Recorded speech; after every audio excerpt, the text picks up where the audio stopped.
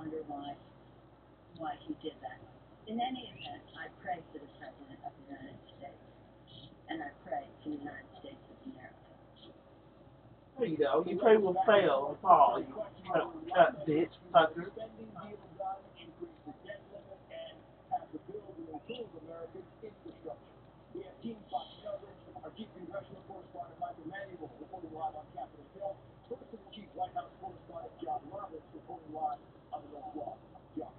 Trace connected Nancy, President Trump was clearly incensed after the House Speaker Nancy Pelosi refused him literally 50 minutes before she was to meet with him in the cabinet room while engaging in a cover-up. President Trump could have canceled the meeting, but instead of doing that, he brought the Democrat leadership over to the White House, sat them down in the cabinet room, and as they were sitting there expecting him to come in the door and talk about infrastructure, instead he walked into the door to lead to the Oval Office. Let them have it. I walk in to look at people that had just said that I was doing a cover-up. I don't do cover-ups. Then I walk into the room. I told Senator Schumer, Speaker Pelosi, I want to do infrastructure. I want to do it more than you want to do it. To be really good at that. That's what I do. But you know what? You can't do it under these circumstances. So get these phony investigations over with. After saying that, sources say the president turned on his heel and walked out of the cabinet room and back into the Oval Office. He was planning to have a meeting on infrastructure. That's the way he began his day.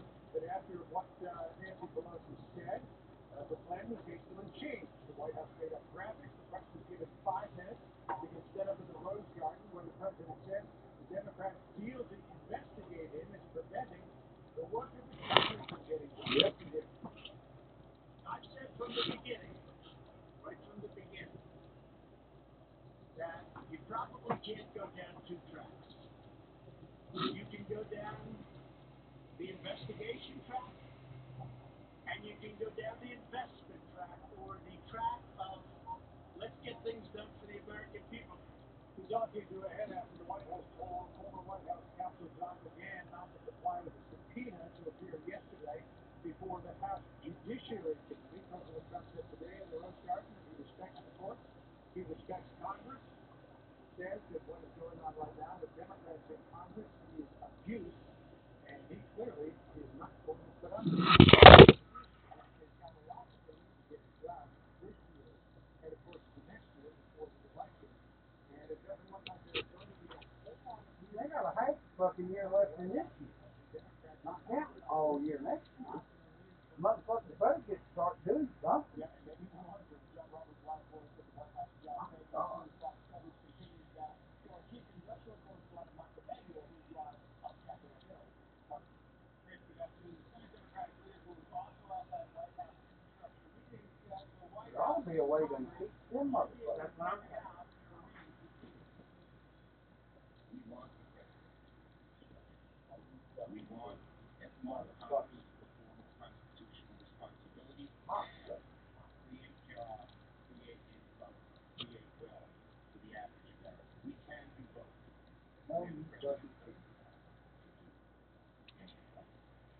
Another two Senate Democrats said doesn't understand is President Trump being under investigation is nothing new. What's puzzling about today is that the president. What the fuck some retard like that doing in there anyway? Inquiry was going on at the last meeting, but at the last meeting, one of the meetings that focused to be on then comes back the idea that the court not The suggestion from some Democrats that President Trump received some pushback from fellow Republicans on a $2 trillion Well, they got the same thing filled up something this week. I have. Put some bag. And what about key Republicans like what they say? The Senate Judiciary Chairman says the Democrats should let go of their court. I guess the way that what the House is not talking about is kind of work. We always do that. And understand how the president gets always different enough. Another my water on that. You know what's interesting in this issue? The crank wings. The crank wings. The extremes on both sides. Most Americans, the ones who get up every day, go to work, make a lot, pay their taxes, try to keep their kids in the world. Then he went on to say $2 trillion infrastructure package was not going to happen until the White House and Congress could sort out a way to pay for it. Great. Yeah, it could be a bit longer, by the way. We want to go to Capitol Hill, Mike. Thank you. We have breaking news out of the Fed announcing new charges against Michael Avenatti. They're charging him with fraud and identity theft involving his client who made him pay. That's what the story ended. Let's get to Jackie Heimer. She's live on Tuesday. Jackie. Federal prosecutors say that Avenatti used misrepresentation and a fraudulent document to divert money over to his client, Chris Daniels, into his own account and then spend it for personal and business purposes. Avenatti allegedly helped Daniels secure a book deal, then stole a significant portion of an advance payment on that contract by having the payer direct the money into his own account. According to prosecutors, Chris Daniels never signed off on that and didn't know what was happening. Avenatti expressed some knowledge that the indictment would be coming down as early as last night, 2 hours ago, 2 hours before. No money related to Ms. Daniels was ever misappropriated or mishandled. She received millions of dollars worth of legal services, and we spent huge sums in expenses. She only directly paid $100 for all that she received. I look forward to a jury hearing the evidence. But prosecutors said Michael Avenatti used and violated the core duty of an attorney to speak to his client. As alleged, he used his position of trust to steal an advance on the client's book deal. As alleged, he blatantly lied to and stole from his client to maintain his extravagant lifestyle, including paying for, among other things, a monthly car payment on a Ferrari. Avenatti was separately indicted on extortion charges relating to his alleged attempt to extract $20 million from 19 significant amount of jail time, and if found guilty on all of those charges, there's a real possibility that he could be behind bars. Craig. Yeah, we're hearing 69 years possibly behind bars, Jackie Heinrich, and of course he is accused of stealing settlement money from other Memorial Day clients. weekend coming up. Well, meantime, as we bring more of the talks that crashed and burned before getting off the ground, we'll talk to our senior producer at Capitol Hill. He says today's spat could be more of a stalemate than going through a whole bunch of Today she would go to Florida. DC's into DC. Still like the crowd. Kate must still like the crowd.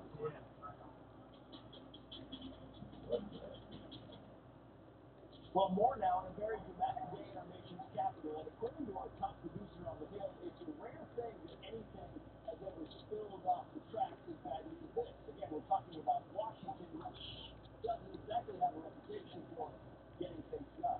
The House speaker setting off a firestorm after saying Democrats believe the president is engaged in cover-up. What the fuck would he be covering up anyway?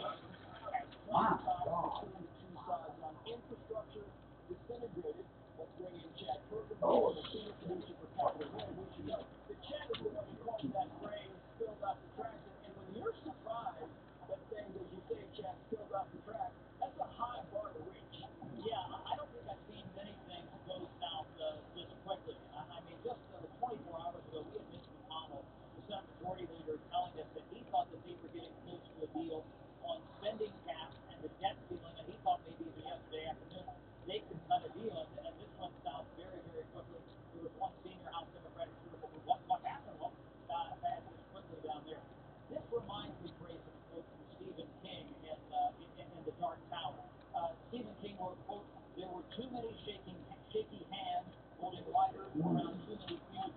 And if you just think about the possibility here, the volatility after the speaker made those comments, and President Trump is listening about what's been said by the speaker, these efforts to investigate him, possibly hold the administration officials in contempt of Congress, and Democrats having that meeting just this morning to decide the way forward. That was just too toxic a mix, and even when the water's already poisoned pretty badly, that was just too much for it. They're still playing bingo this on the Saturday. Saturday. Maybe the antipathy, I don't know if that's too strong a word. But what I've noticed is this is probably the third blow-up between Pelosi and Schumer and Trump over the past year and a half. There was no Chuck and Nancy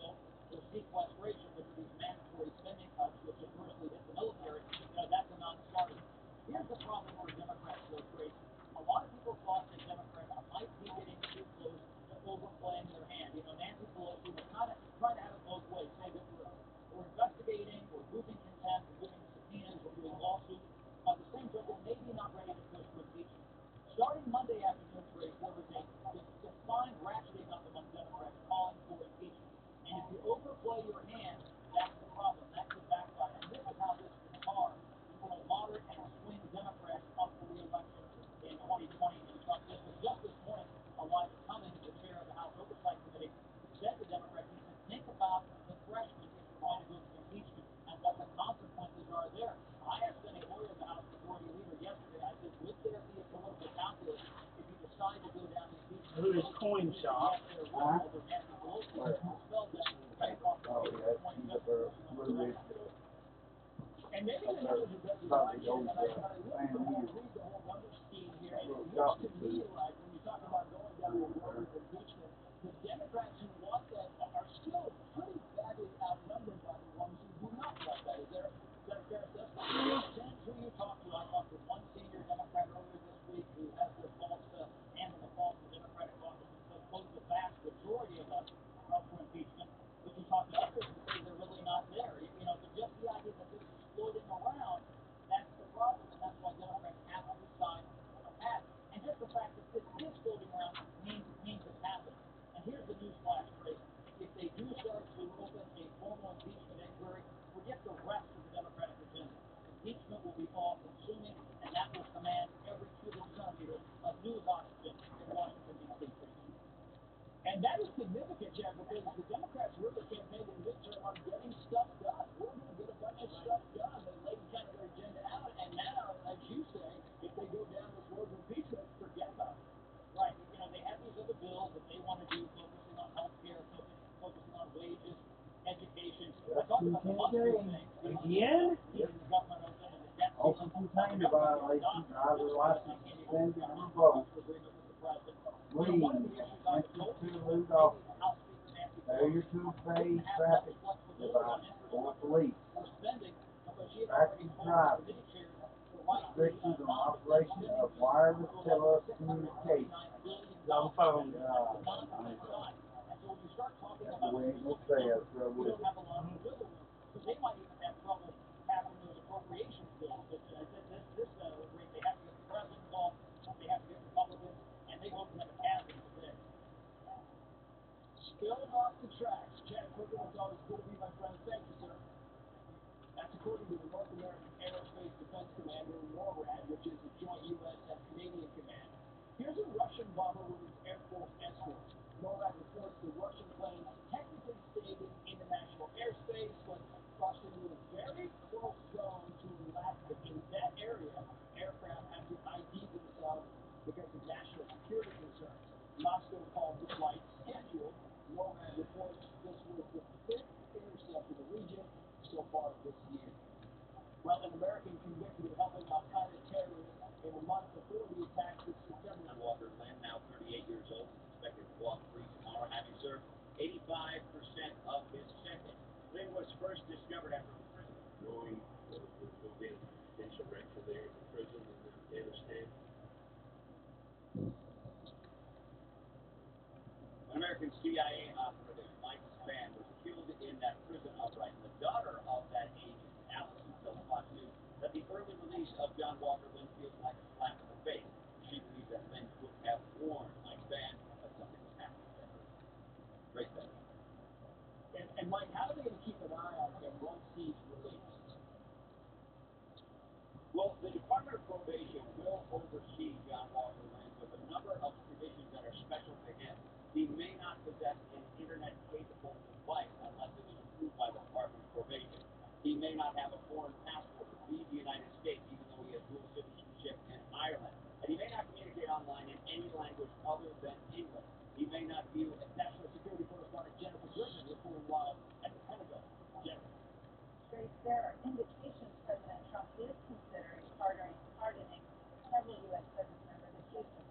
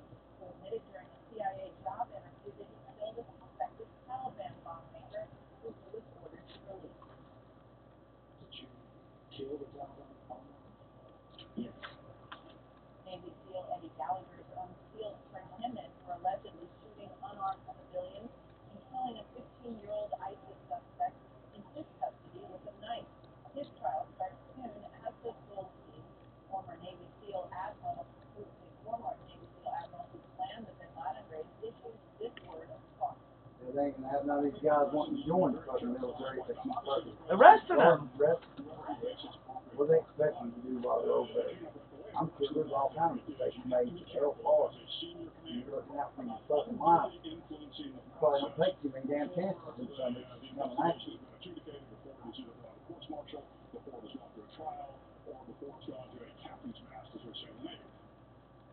Former chairman of the Joint Chiefs, General Mark Dempsey, tweeted, absent evidence of innocence or injustice, the wholesale pardon of U.S. service members signals our troops and allies that we don't take the law on conflict seriously. Bad message, bad precedent, abdication of all responsibility, risk to us.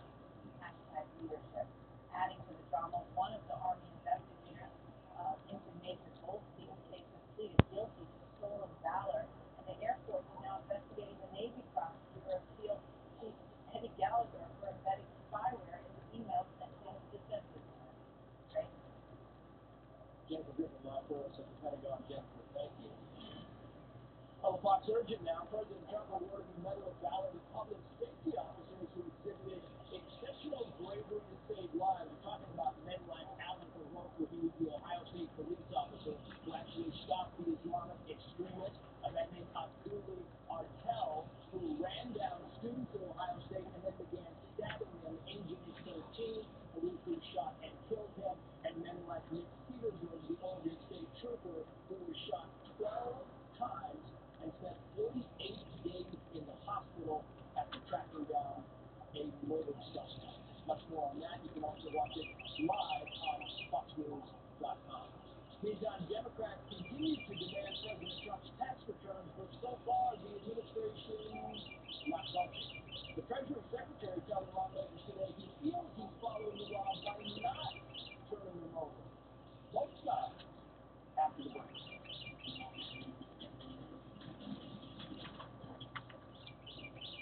Treasury Secretary Steve Mnuchin telling lawmakers he has no idea who wrote a draft IRS memo that was leaked to the press. The memo says the agency must turn over unless the president cites executive privilege. Mnuchin has to release the returns, and the memo contradicts his argument that Congress must have a legitimate legislative purpose for requesting them. The Fox Business Network's Hillary Vaughn reporting live on Capitol Hill. Trace, well, the Treasury Secretary saying today under oath that that draft memo never landed on his desk. In fact, he didn't see it until this morning on his way to the committee hearing. The conclusion of that memo directly contradicts the conclusion that you're relying upon. No, I actually don't believe that's the case. That memo, I understand, is addressing a different issue. Right off the bat, they missed the first sentence. Blue Ridge Lake is a popular destination for recreation above. But operators must know and obey Georgia boating laws when operating any watercraft. I mean, is there no editors anymore? I don't know what he's hiding. I mean, he doesn't want anybody to see him, so he's not. I don't think he's hiding anything, but Okay, so you don't know. I don't know anything about his tax return. All right, why haven't you complied with Chairman Neal's request? Because I think that would be unlawful. Mnuchin told the committee today there's no smoking gun here. He said the only... And Hillary, Democrats are getting at least a bit closer to getting some of the president's tax returns. Well, that's right. Fox News confirming that New York State has passed a new law that would allow Congress to access Trump's state tax returns in New York. A trusted advocacy group cheering their win in New York, writing in a statement, quote, in order to circumvent this stonewalling, New York lawmakers are providing a new avenue for the House Ways and Means Committee to obtain these crucial financial They're documents. passing laws so they can get his fucking tax return. All Chairman Jeez. Neal will have to do is ask. So that legislation is headed to New York Governor Andrew Cuomo's desk, and if he signs it, Democrats in Congress will finally get a sneak peek at the returns that they have been waiting for. Trace. Hillary Vaughn live for us on Capitol Hill. Hillary, thank you. This tax battle is just another example of the Democratic push to investigate President Trump. The reason the president said today he will not work with them on legislation. Let's bring in Elena Trin. She's the White House reporter for Axios.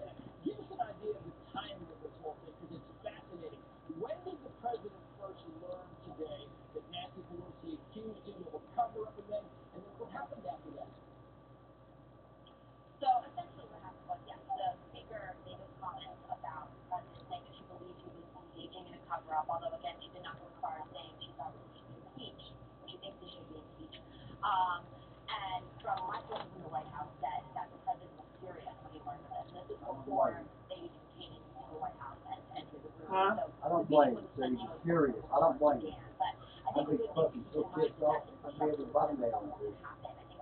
The bigger issue here now is what his comments today saying that he will not cooperate on any sort of bipartisan legislation until these investigations end. What does that mean for other things like the negotiations for the USMCA and that trade deal? Where a lot of people on the Hill were optimistic about that as recently as yesterday. So if infrastructure was never on the table at all, it was not going to happen, then they wanted to cancel the meeting. I mean, it appears that President Trump wanted to save his peace. He wanted these people in the room. He wanted to walk in and save his peace. That sounds like a fair assessment. Right. Well, we've seen these meetings before, and we never really know what's going to happen in them. A lot of the congressional Democrats will come to the Hill and try to hash out some sort of agreement. Most of the time, they do not stick to the topic, and other things come up, and that's exactly what happened today. It ended up not being about infrastructure or how much infrastructure was spent in over the course of his presidency. It kind of ends up turning to other issues. For example, what the speaker said this morning about believing that he engaged in some sort of cover-up. I'm curious because I was talking to our Capitol Hill producer Jack Woodman earlier, and I was talking about this impeachment train, how big it is, how much steam it's got, and he said, depending on who you talk to, that's the answer we're getting. The numbers we've been hearing, Elena, are that they don't really have nearly enough to impeach, but then the snowball is kind of rolling down. Yeah, the pressure for impeachment is definitely growing, and I think a really good question is how long Speaker Pelosi can kind of stave off those people in her party that are calling for this. I think that there's really not another Democrat in this country who's in a better position to hold off these growing calls for impeachment than Speaker Pelosi. But and the view on the Hill seems to be that if she did put her foot down and say no to impeachment, the different chairmen wouldn't be able to defy her wishes. But there are going to be continued calls for this, especially as the White House continues to stonewall the request for subpoenas. And depending on how much we can get from the courts, I think they're going to really continue these calls to even proceedings against the president. Because it's a very open question about who wins in the state. That really is the bottom line. And right now it's kind of unknown. Elena Train, good to see you. Thank you so much. Thank you. We've got more severe weather is tearing through parts of the country. And now a Fox Extreme Weather Alert. And look at some of the flooding today in Oklahoma, where forecasters are warning more rain is on the way. You can see the homes when we talk about precariously perched. Dangerously close to this rising water. Wow. It's already blamed for It's already not through the gully. I mean, the bank was damn washed off. Damn house hanging over the damn bank. Wow. Same areas until later this week. Fucking water there doing that. Possible in the northeast. Matt Finn is live for us in St. Louis.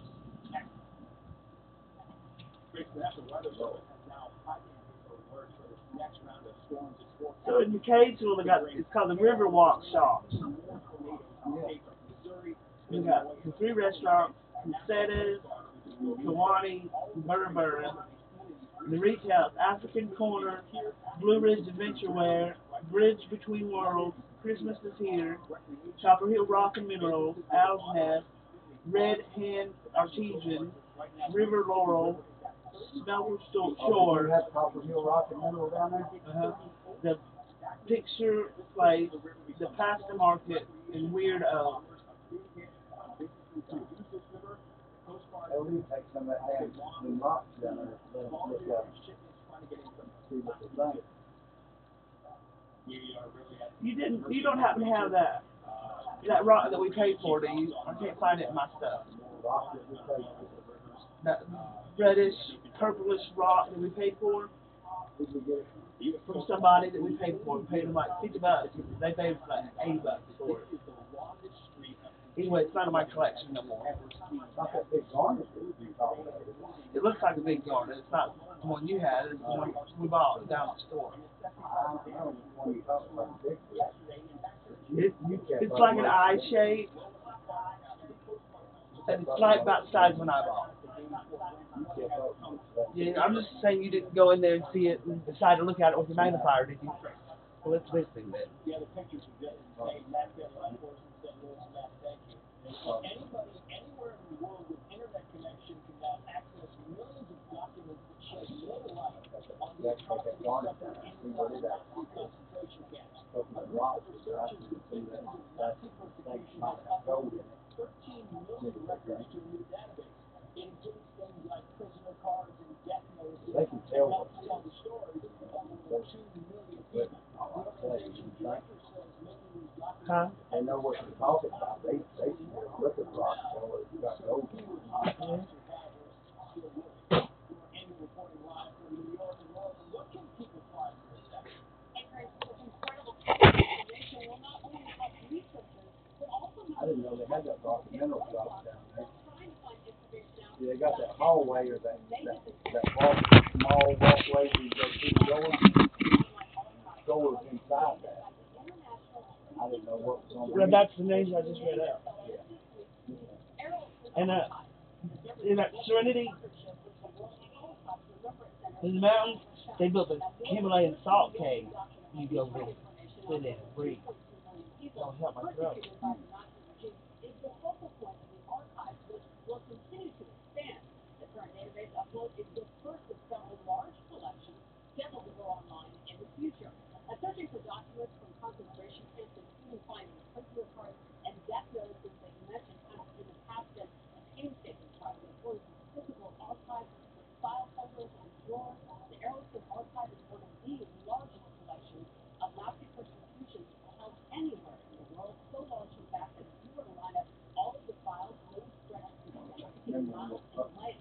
The new online archive website will find information on the persons, including documents like personnel from the International Crisis Organization, personal documents about individual prisoners such as transport lists and other I know we prisoners got some. to various camps, and photos of personal belongings too.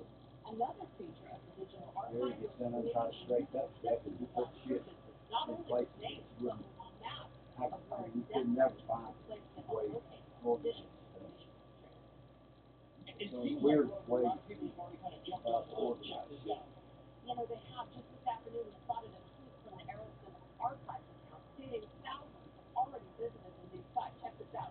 In the first 24 hours, they tweeted, more than 20,000 users have already accessed our new hashtag online archive, which we developed in partnership with Yad Vashem. Thank you very much for your interest and valuable feedback. The director of the archive has said that it is imperative to preserve documents and details in this modern way, adding these archives are the witness of Nazi atrocities. Yeah, super cool. More Inga live for us in New York. We want to thank you.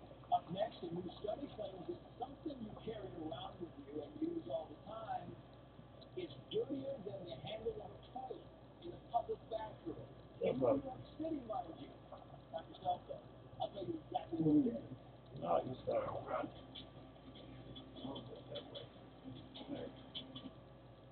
No, you start, Paul.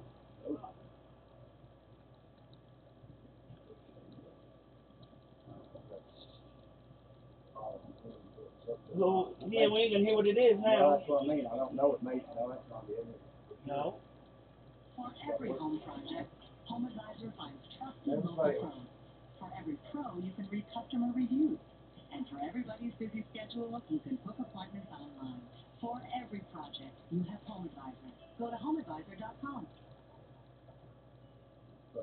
Washington, D.C., President Trump blasting Democrats for their latest conspiratorial attacks. He was supposed to meet with Chuck Schumer and Nancy Pelosi this morning to talk about infrastructure, but right before Pelosi said that It was a very positive meeting, a respectful sharing of ideas. We do believe that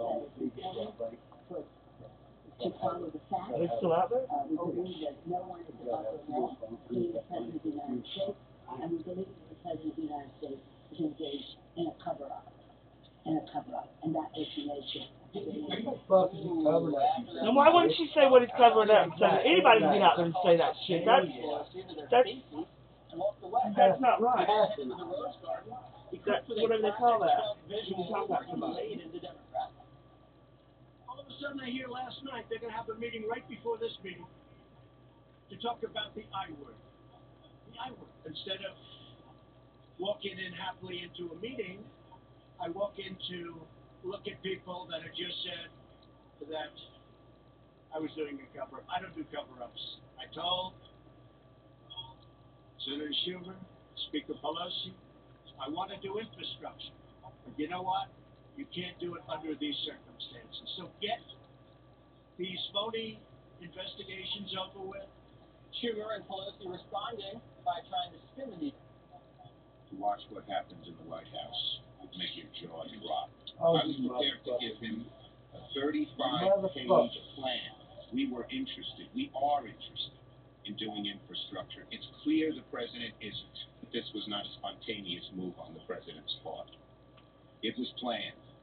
And the president wasn't having it. He fired right back, tweeting, "The Democrats are tearing the country apart." But of course, Pelosi has since doubled down on her cover-up comment and claimed it could be an impeachable offense. All right, Dana, it's pretty clear to the country that Nancy and Chuck cannot work with the president.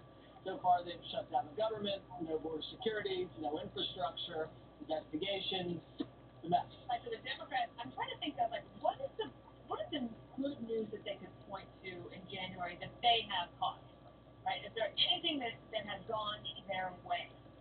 Not really. Okay, now they might be able to spin a couple things, but they might say, well, the president's poll numbers are still down. However, the president can say, well, I might not be able to get a lot done with Congress, but the things I have done that are under my control, I've been able to execute on. And look at our economy. Look at all. We have the list. We can go to the list. I think the thing about her, Nancy Pelosi, is she's super strategic. We know she's very wise. She's very good at politics.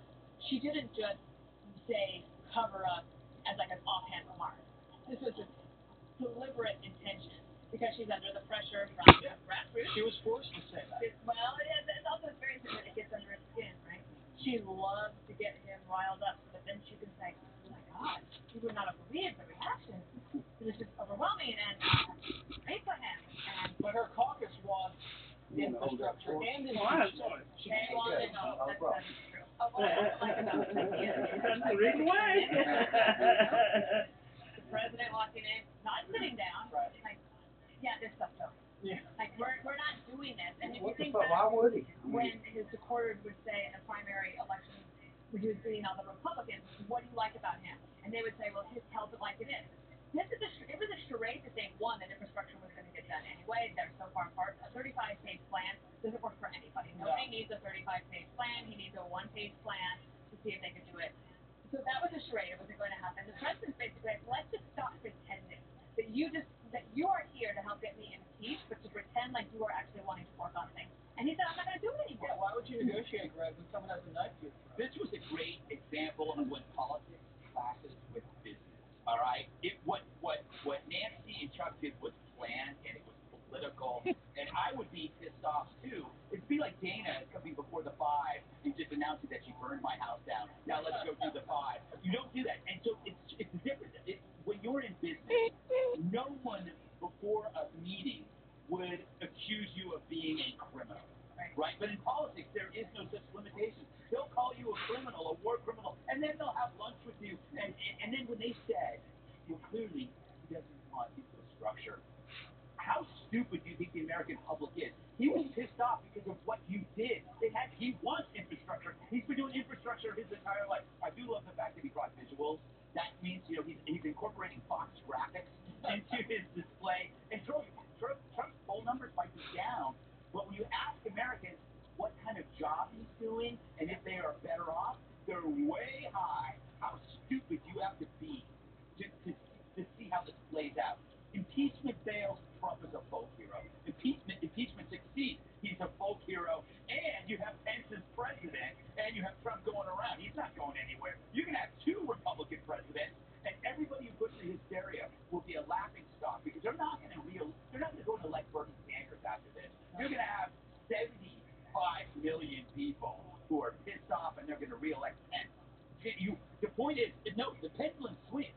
The more you jump over, the more you push, the more they push back. And that's what you're going to see with Brexit. That's what you're seeing right now with fraud. People are going after him, and it's just going to create more fans. Juan, what do you think happened to that? Well, I'm so amazed to listen because it seems to me Trump did a big stunt in which he doesn't know how to pay for infrastructure. That's what's going on in Washington. Last time that he was engaged in a conversation with Democrats about infrastructure, he got in trouble with fellow Republicans who said, hey, hold on, Mr. President, we're not raising taxes, we're not talking about a gas tax, we're not talking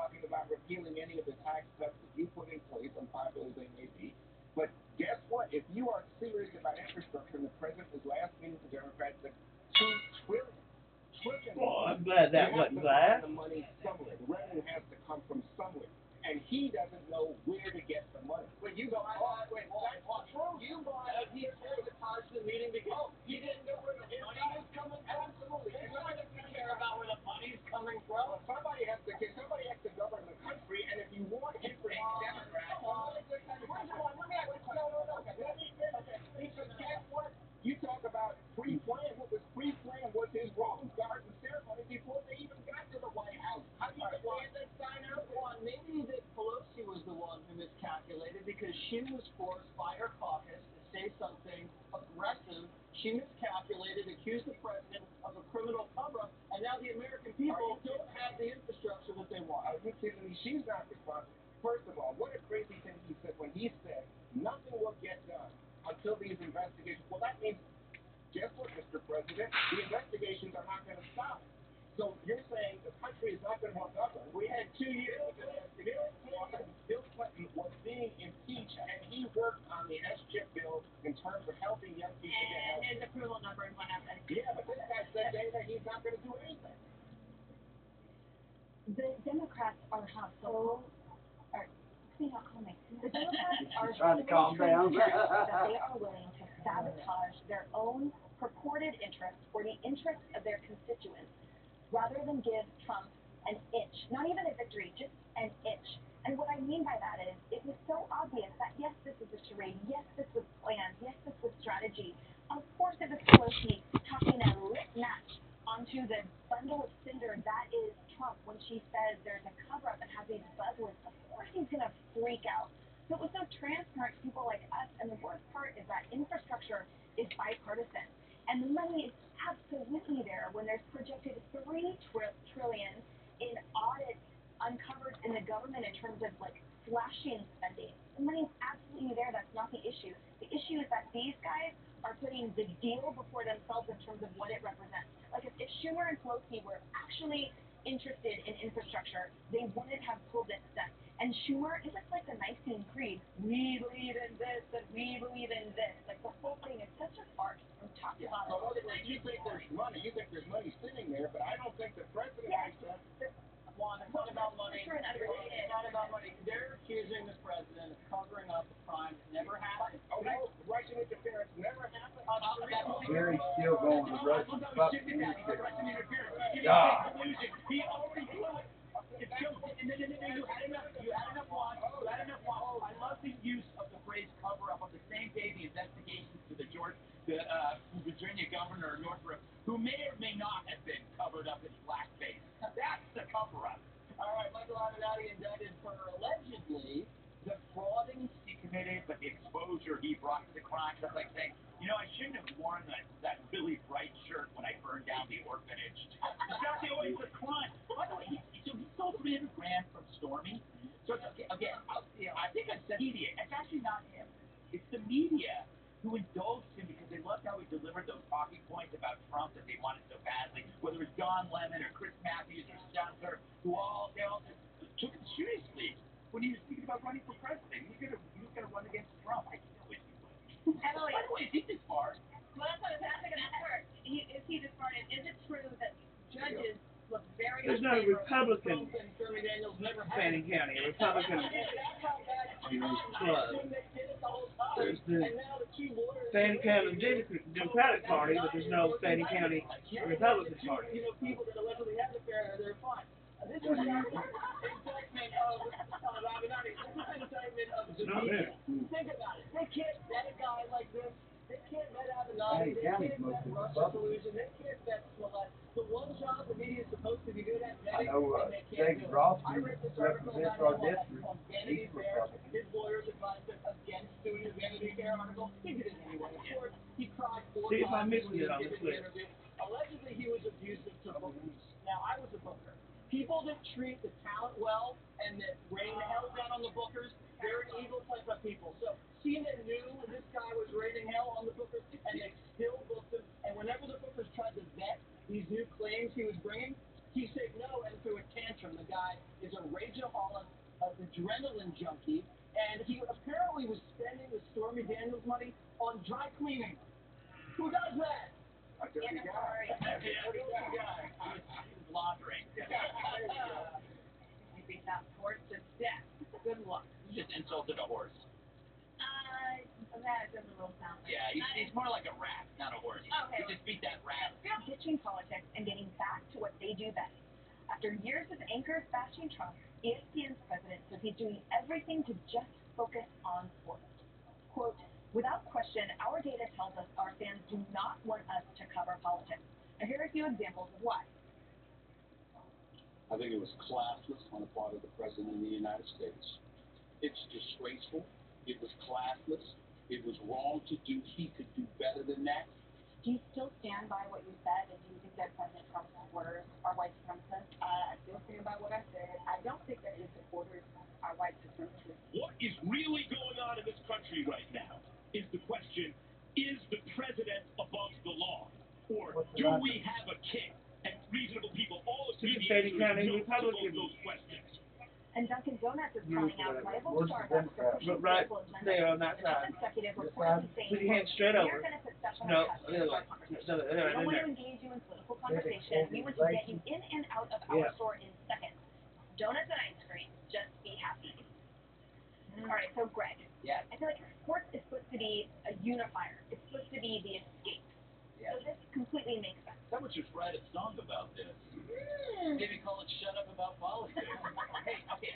Politics is it was invented as its own standalone process to mitigate disputes without revolutions or violence. That's what politics was for. It was a cultural invention, meant for anything but within its political realm.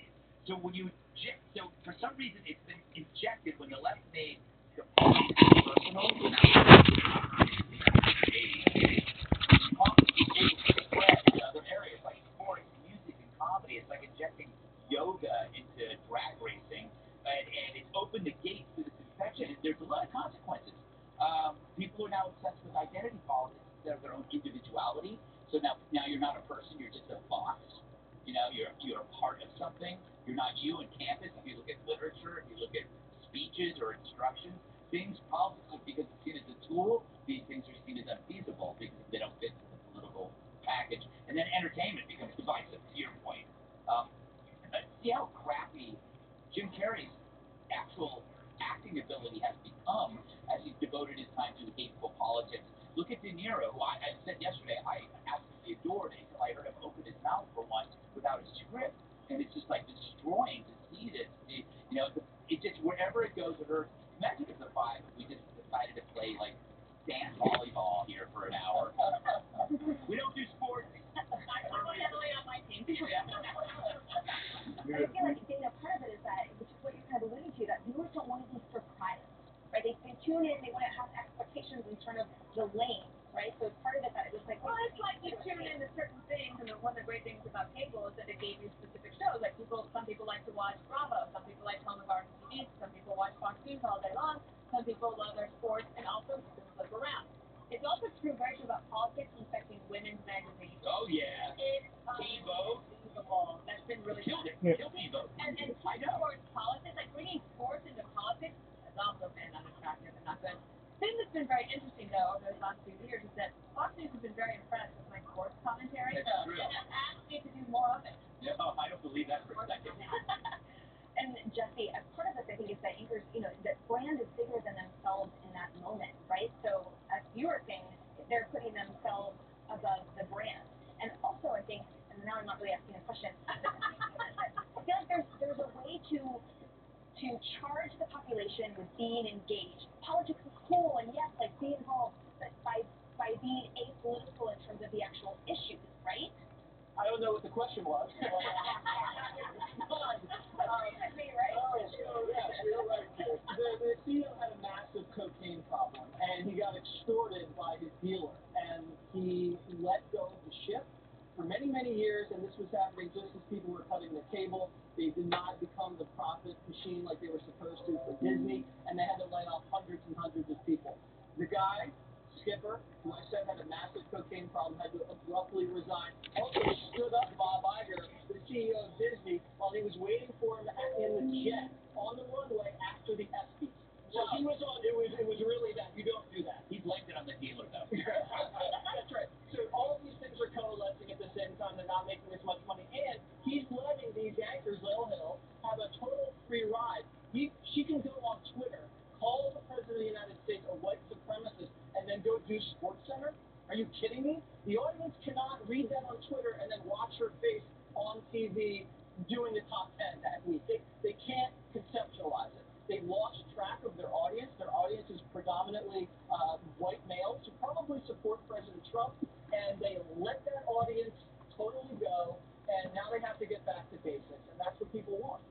So since the new president has come in, like Jesse was saying, revenue is up 6% for ESPN. So the statistics are kind of revealing exactly this, right? Do you agree? No, I think this guy. Please the witness. I think this new guy is simply being very politically correct.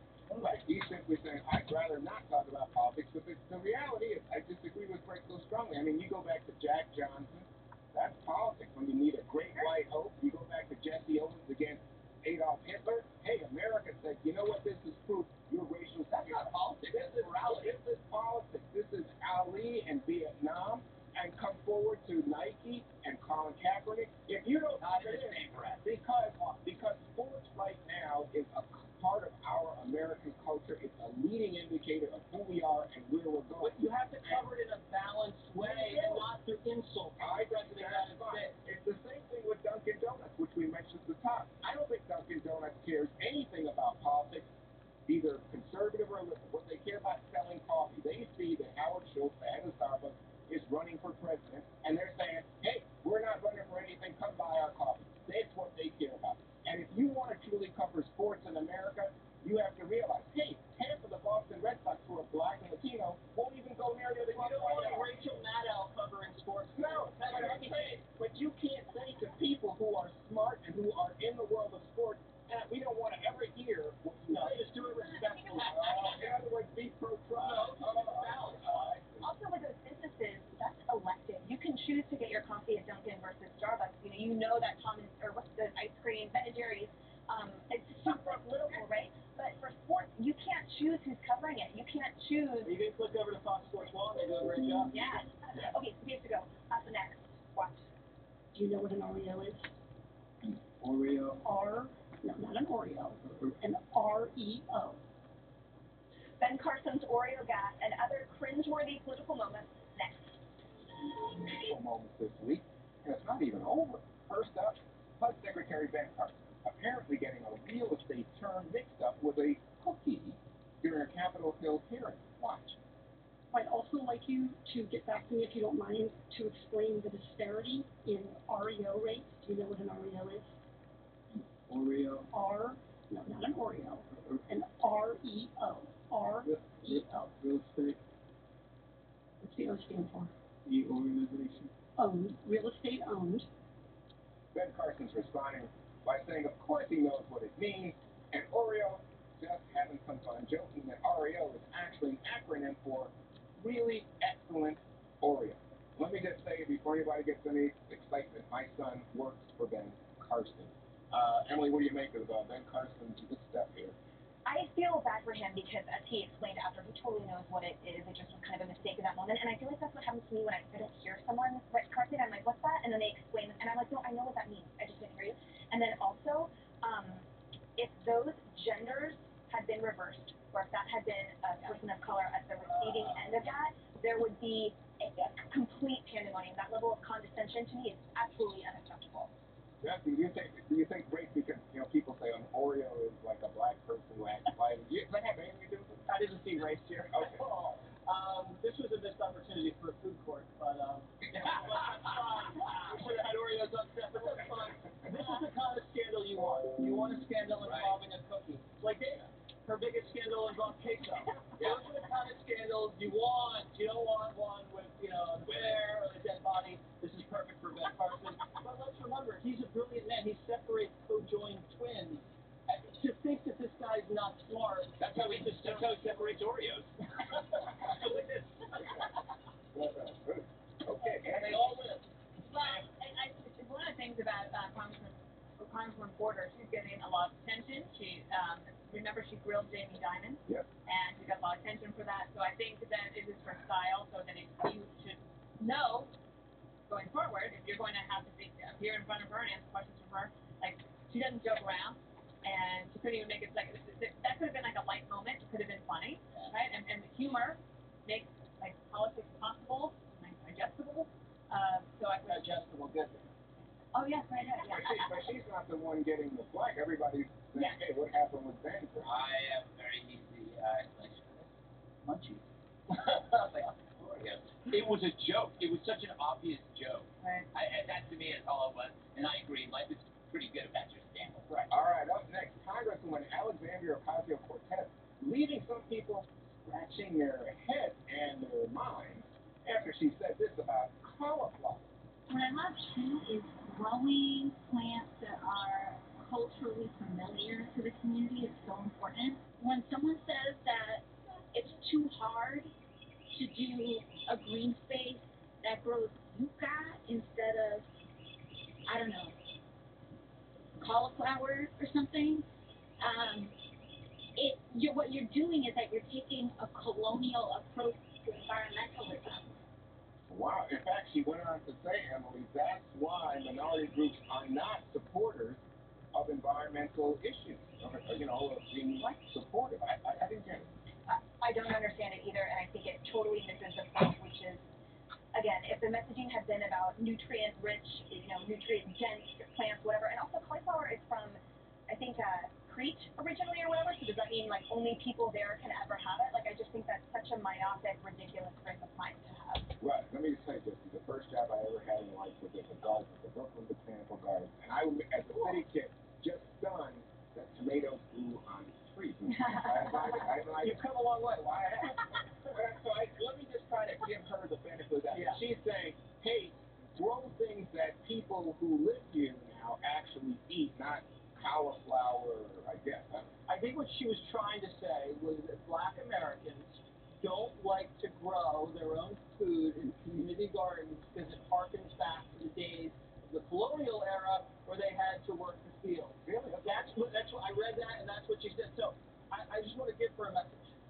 White people in the 5 boroughs don't like to grow our own food either, and we don't like cauliflower that much either. You have to really spec stuff with a lot of oil and a lot of flavor. It's not that great of a vegetable.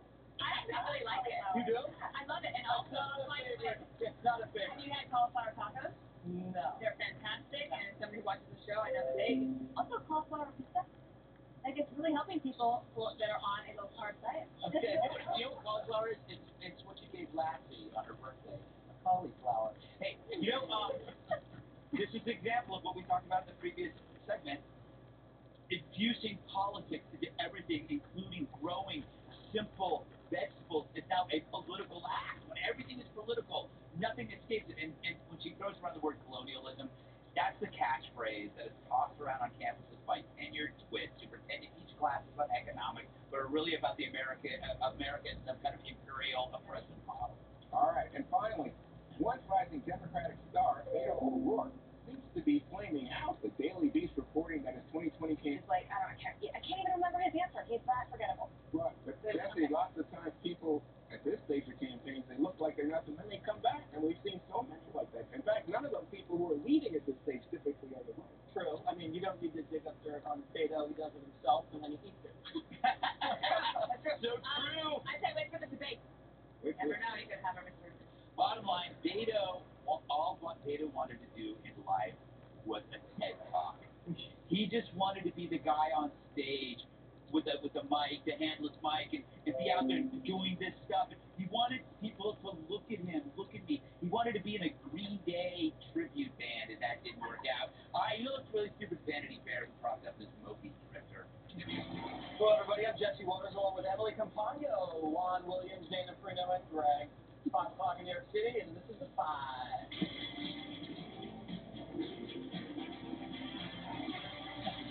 It's a full-blown battle over impeachment playing out in Washington, D.C. President Trump blasting Democrats for their latest conspiratorial attacks. He was supposed to be with Chuck Schumer and Nancy Pelosi this morning to talk about infrastructure. But right before Pelosi said this. It was a very positive meeting, a respectful sharing of ideas. We do believe that it's important to follow the facts. We believe that no one is above the law, including the President of the United States, and we believe that the President of the United States is engaged in a cover-up. and a cover-up, and that was the nature of the meeting. Ooh, after that stunt, Trump decided to blow up the meeting by calling out Schumer and Pelosi to their faces and walked away. He then headed to the Rose Garden, equipped with a classic Trump visual where he laid into Democrats. All of a sudden, I hear last night they're going to have a meeting right before this meeting to talk about the I word. The I word. Instead of walking in happily into a meeting, I walk in to look at people that had just said that I was doing a cover-up. I don't do cover-ups. I told Senator Schumer, Speaker Pelosi, I want to do infrastructure. But you know what? You can't do it under these circumstances. So get these phony investigations over with. Schumer and Pelosi responding by trying to spin the meeting. Watch what happens in the White House. Make your jaw drop. I was prepared to give him a 35-page plan. We were interested. We are interested in doing infrastructure. It's clear the president isn't. But this was not a spontaneous move on the president's part. It was planned. The president wasn't having it. He fired right back, tweeting, "The Democrats are tearing the country apart." But of course, Pelosi has since doubled down on her cover-up comment and claims it could be an impeachable offense. All right, Dana, it's pretty clear to the country that Nancy and Chuck cannot work with the president. So far, they've shut down the government, no border security, no infrastructure, investigations, the mess. Right, so the Democrats, I'm trying to think of, like, what is the good news that they could point to in January that they have caught? Right? Is there anything that has gone their way? Not really. Okay, and now they might be able to spin a couple things, but they might say, well, the president's poll numbers are still down. However, the president can say, well, I might not be able to get a lot done with Congress, but the things I have done that are under my control, I've been able to execute on, and look at our economy, look at we have the list. I think the thing about her, Nancy Pelosi, is she's super strategic. We know she's very wise. She's very good at politics. She won't just say cover up as like an offhand remark. This was a deliberate intention because she's under the pressure from grassroots. She was forced to say that. Well, it's also very, it gets under her skin, right? She loves to get him riled up so that then she could say, oh my gosh, you would not have believed the reaction. It was just overwhelming, and I have to pray for him. But her caucus wants infrastructure and impeachment. They want it all. That is true. What I also like about this idea is I'm just picturing it. They're in the cabinet room. The president walking in, not sitting down. Right. Like, yeah, this stuff's over. Yeah. Like, we're not doing this. And if you think back to when his supporters would say in the primary elections, when he was beating all the Republicans, what do you like about him? And they would say, well, he tells it like it is. It was a charade to think, one, that infrastructure was going to get done anyway. They're so far apart. A 35-page plan doesn't work for anybody. Nobody needs a 35-page plan. He needs a one-page plan to see if they could do it. So that was a charade. It wasn't going to happen. The president's basically like, let's just stop pretending that you are here to help get me impeached, but to pretend like you are actually wanting to work on things. And he said, I'm not going to do it anymore. Yeah, why would you negotiate, Greg, when someone has a knife to your throat? This was a great example of when politics clashes with business. All right, what Nancy and Chuck did was planned and it was political, and I would be pissed off too. It'd be like Dana coming before the 5 and just announcing that she burned my house down. Now let's go do the 5. You don't do that, and so it's different. When you're in business, no one before a meeting would accuse you of being a criminal. Right? But in politics, there is no such limitation. They'll call you a criminal, a war criminal, and then they'll have lunch with you. And then when they said, well, clearly he doesn't want infrastructure, how stupid do you think the American public is? He was pissed off because of what you did. He wants infrastructure. He's been doing infrastructure his entire life. I do love the fact that he brought visuals.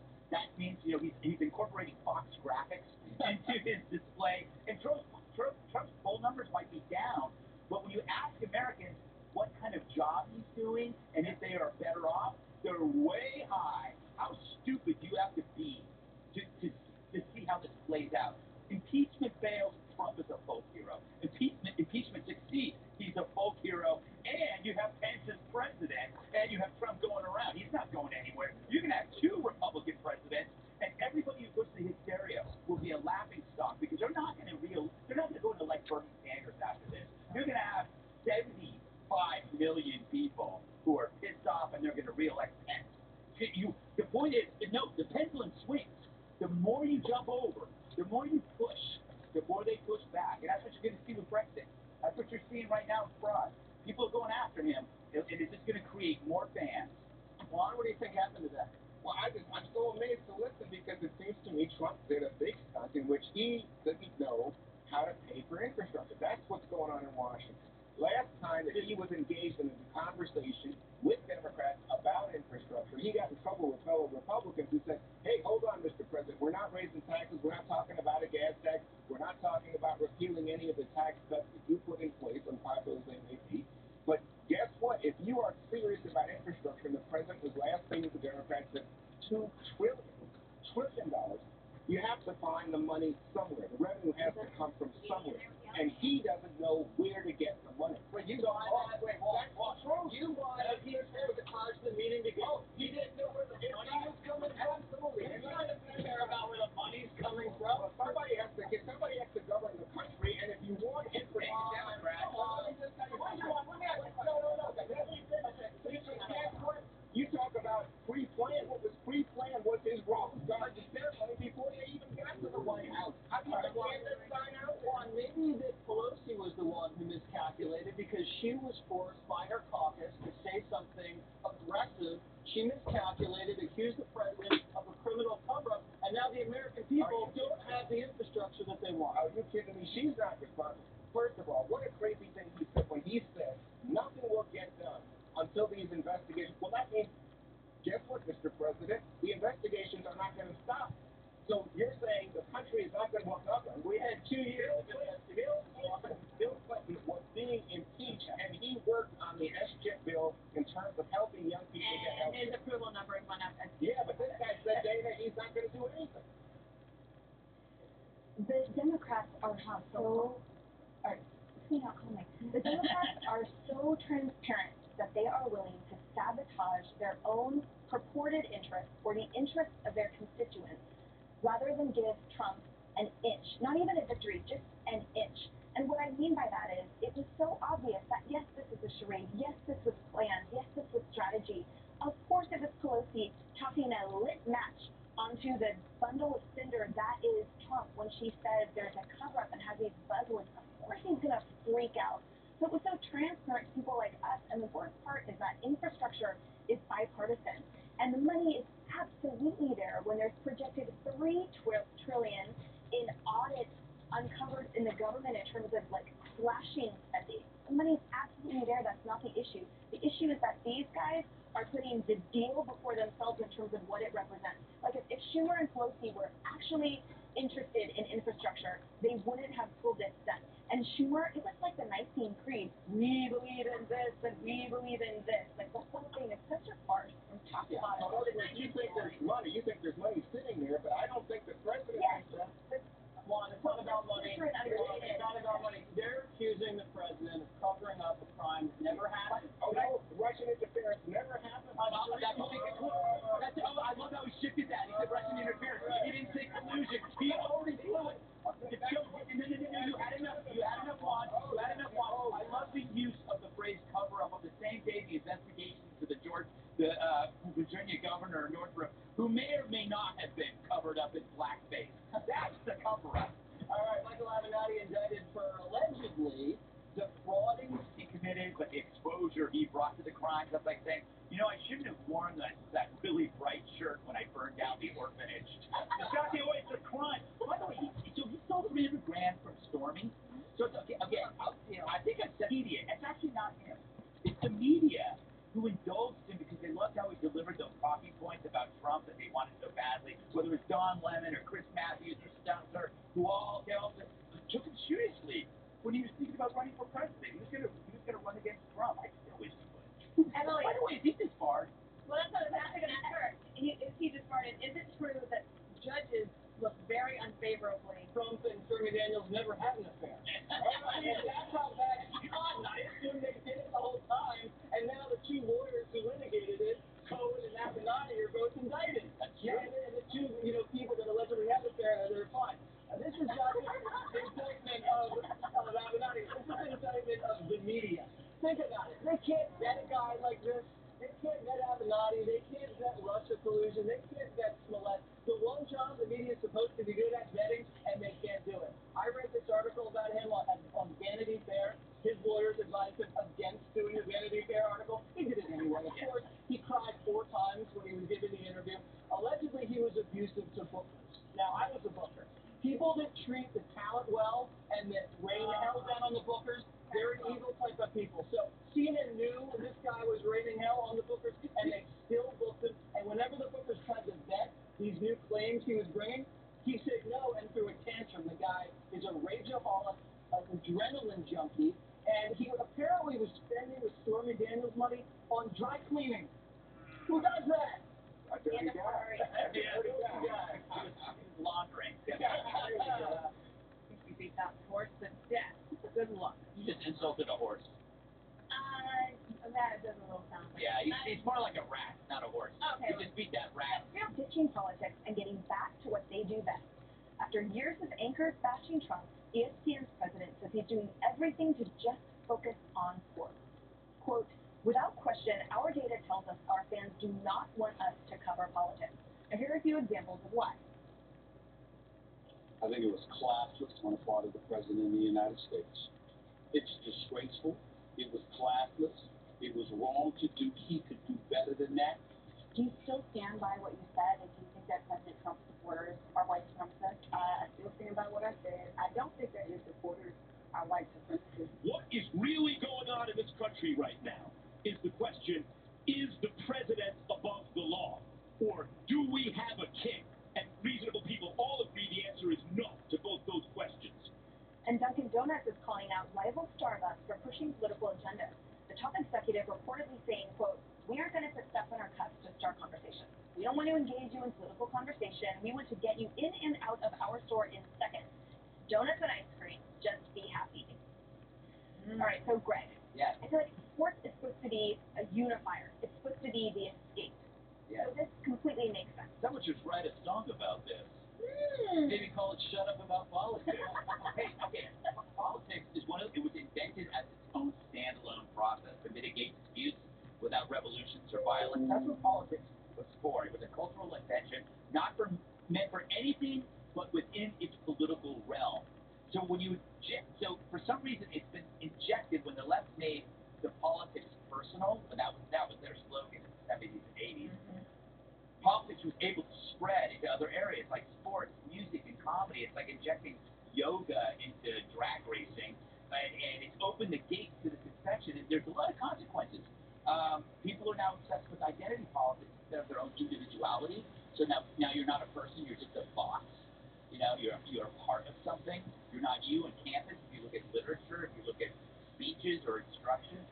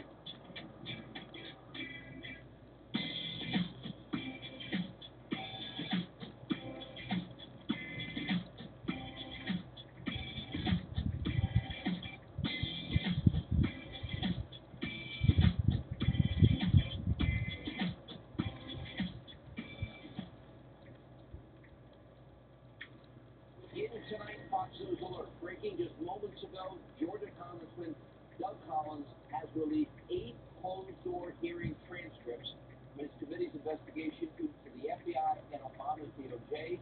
We now, here it comes, this is what I've been telling you, cascading down the avalanche.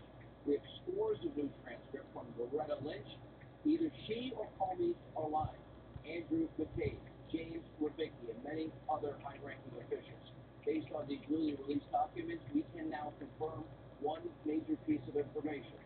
Former Attorney General under Barack Obama, that's right, Lynch, threw James Comey right under the bus and told Congress she never asked the embattled FBI director to refer to the Clinton criminal investigation as a matter.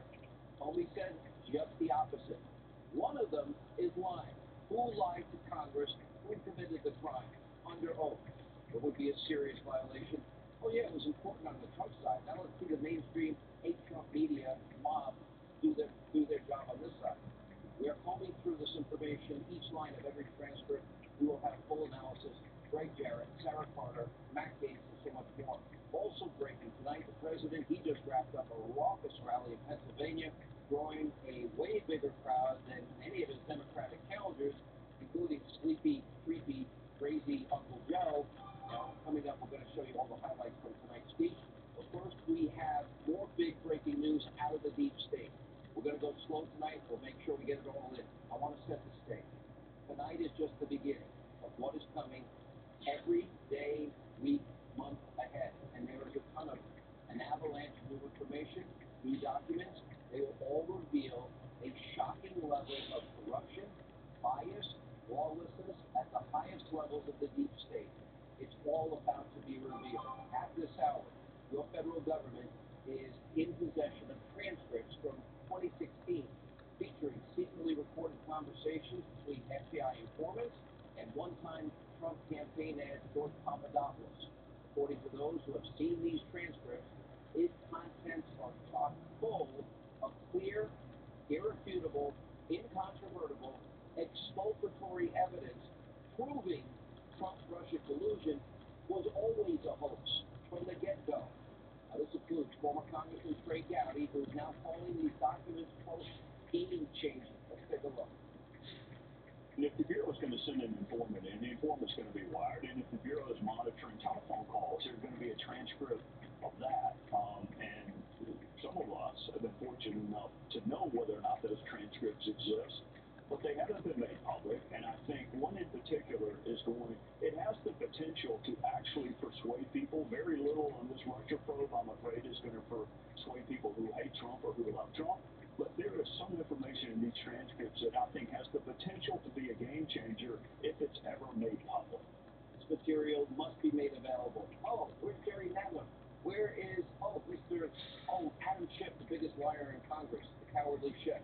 Because if Comey struck other high-level officials, the highest level, not rank and file, we always make a distinction.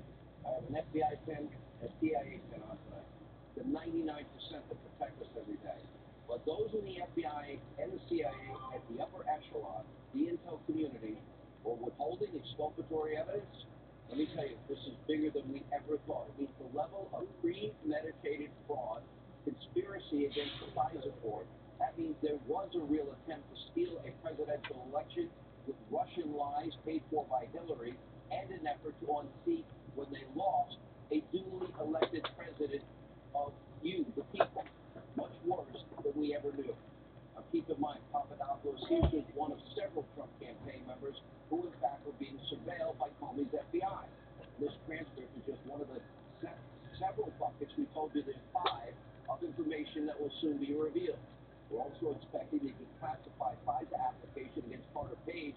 That should reveal how Comey and others totally, completely relied on the phony Clinton bought and paid for Russian disinformation dossier that was passed off as verified material, and we now know they were warned repeatedly that it was not. This weekend, former Congressman Gowdy had this to say about the deep state's love affair with Christopher Steele's unverifiable. Why? Because he doesn't stand by it. Dirty dossier. Take a look. We can call it a dossier. It sounds official. It's really something the National Enquirer would blush if they print it. So we know that it was used 4 times by the United States government. What we're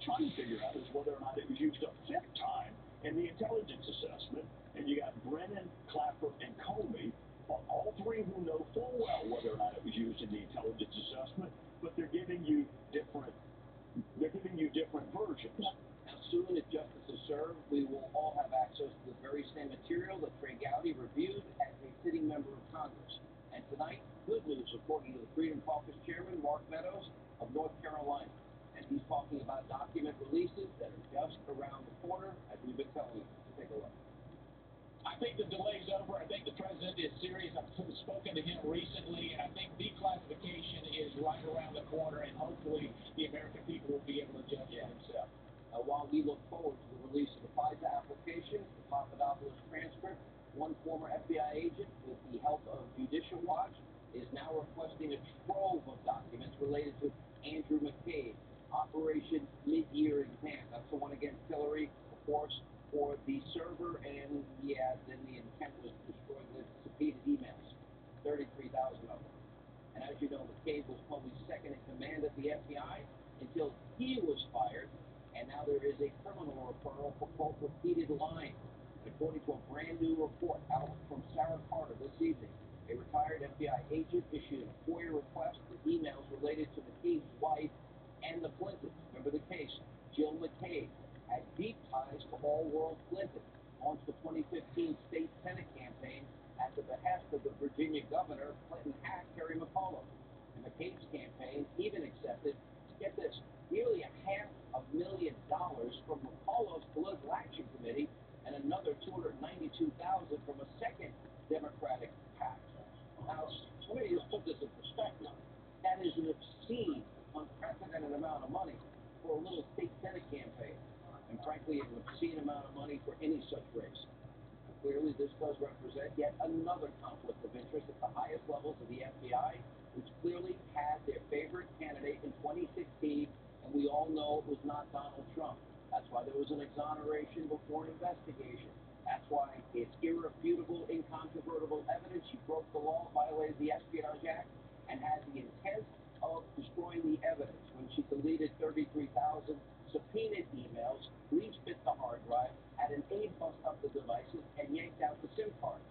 But the chosen one, Hillary Clinton, she was given that free pass. After she did all of this, yes, there was classified, top-secret material. Then, of course, the obstruction. Everything that I now told you. A free pass for obvious crimes while the President of the United States is forced to endure a nearly 3-year witch hunt based entirely on a hoax that they knew of from the get-go. We'll get back to my monologue in just a minute, but first joining us now with more on McCabe's conflict of interest, Fox News investigative reporter Sarah Carter. You have been working on this story for quite some time, and it is now about to be released. Yes, so former supervisory special agent Jeffrey Danig has been fighting for over 2 years, Sean, with Judicial Watch to get the text messages of former and fired Deputy Director Andrew McCabe. Apparently, it is a treasure trove. It's not only going to answer questions regarding his wife and those issues, but apparently there's a lot more information contained in these text messages and emails that the FBI does not want to release. Now, the Department of Justice has been fighting Judicial Watch on this in the court, and Judicial Watch filed a motion last week against the DOJ to release the documents. Judicial Watch is expecting the DOJ to turn those documents over. And as you stated earlier, Sean, there is now the official transcripts right here that have been released by Representative Collins. We're scouring through them just as you are. I think some of the most interesting things that I've discovered relate to Tricia Anderson. Now, she was an FBI national security lawyer, and she was working directly with James Baker as well as Lisa Page. And in her transcript, in the back and forth with the questioners, she talks about Ruth Orr and the 302s. She talks about the fact that she basically signed off on the first FISA warrant on Carter Page. And as you stated earlier, Carter Page right now, there are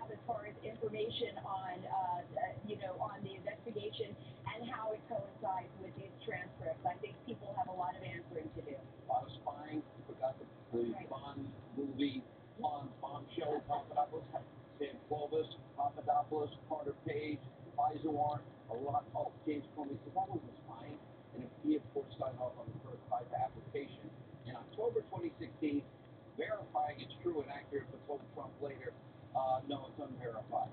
And now Loretta Lynch contradicted her testimony, and you're breaking news. Sarah, great job. Thank you. Thank you. Also breaking tonight, we did learn that the Mueller investigators, they were given permission by the British government to interview the Dirty Dossier author, Christopher Steele. Yes, that Christopher Steele, the guy who does not stand behind his own dossier. The Christopher Steele, in an interrogatory under the threat of perjury, I don't know if any of this is true, the same Steele that was fired by the FBI for lying and leaking, the same Steele who is back-channeling, we know now, information to Mueller's investigators after being fired through Bruce Orr. And, of course, did you get this to the special counsel? Why would you trust a liar and leaker? And as you know, Mueller concluded the Trump campaign did not collude in any way with the Russian government. 4 separate investigations. So we can now deduce that Steele's so-called intel, he doesn't stand by it. He thinks it's BS, and it always was. It was James Comey, his high-ranking deputies, that swore that the contents were true and accurate, and the word verified appears at the very top of the FISA request application. That was into Carter Page to get into all things Trump campaign, all things Trump transition, and all things Trump as president. This is why I've been calling it the biggest abuse of power corruption scandal in our history.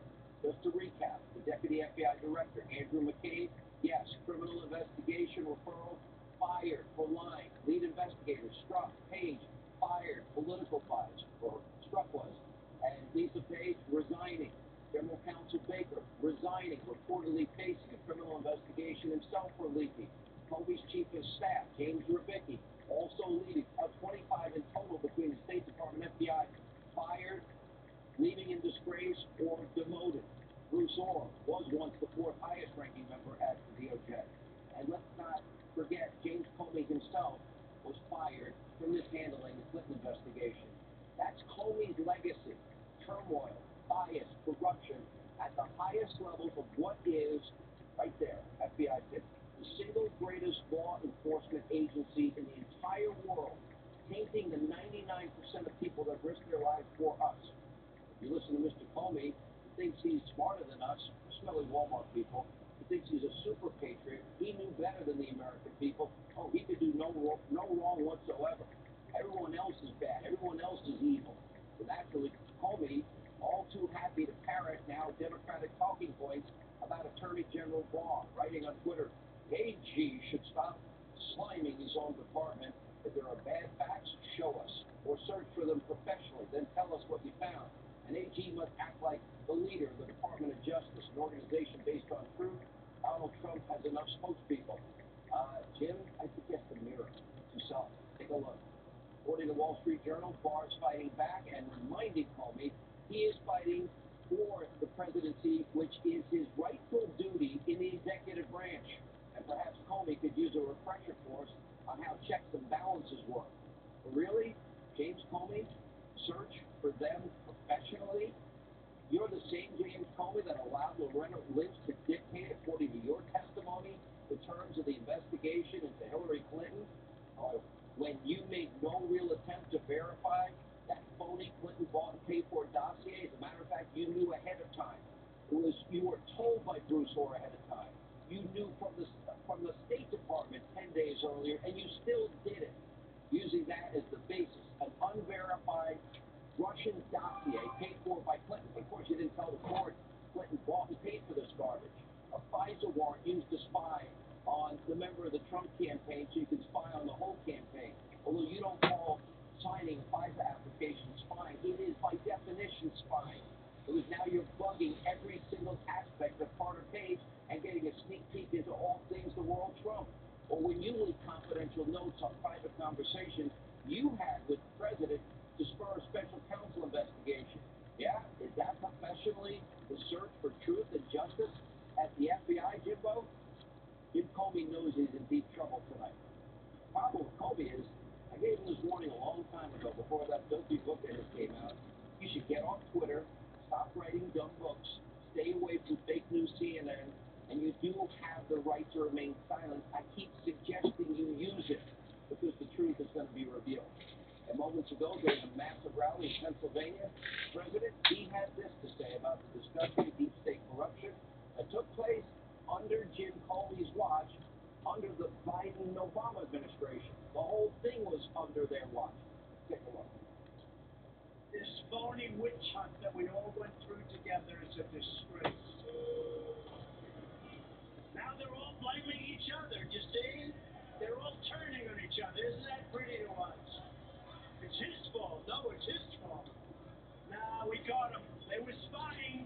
They were spying on our campaign. I'll tell you what, if that ever happened to the other side, this thing would have been over 2 years ago. And you know, it would have been treason. They would have called it treason.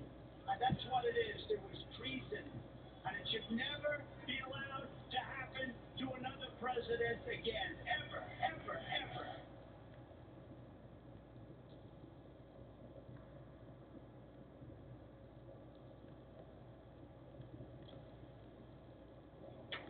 Well, today's discussion will be around sliced meat. Moms want healthy and affordable. Lambda Crest Premium. It's the only protein I've really indulged with. Merkury.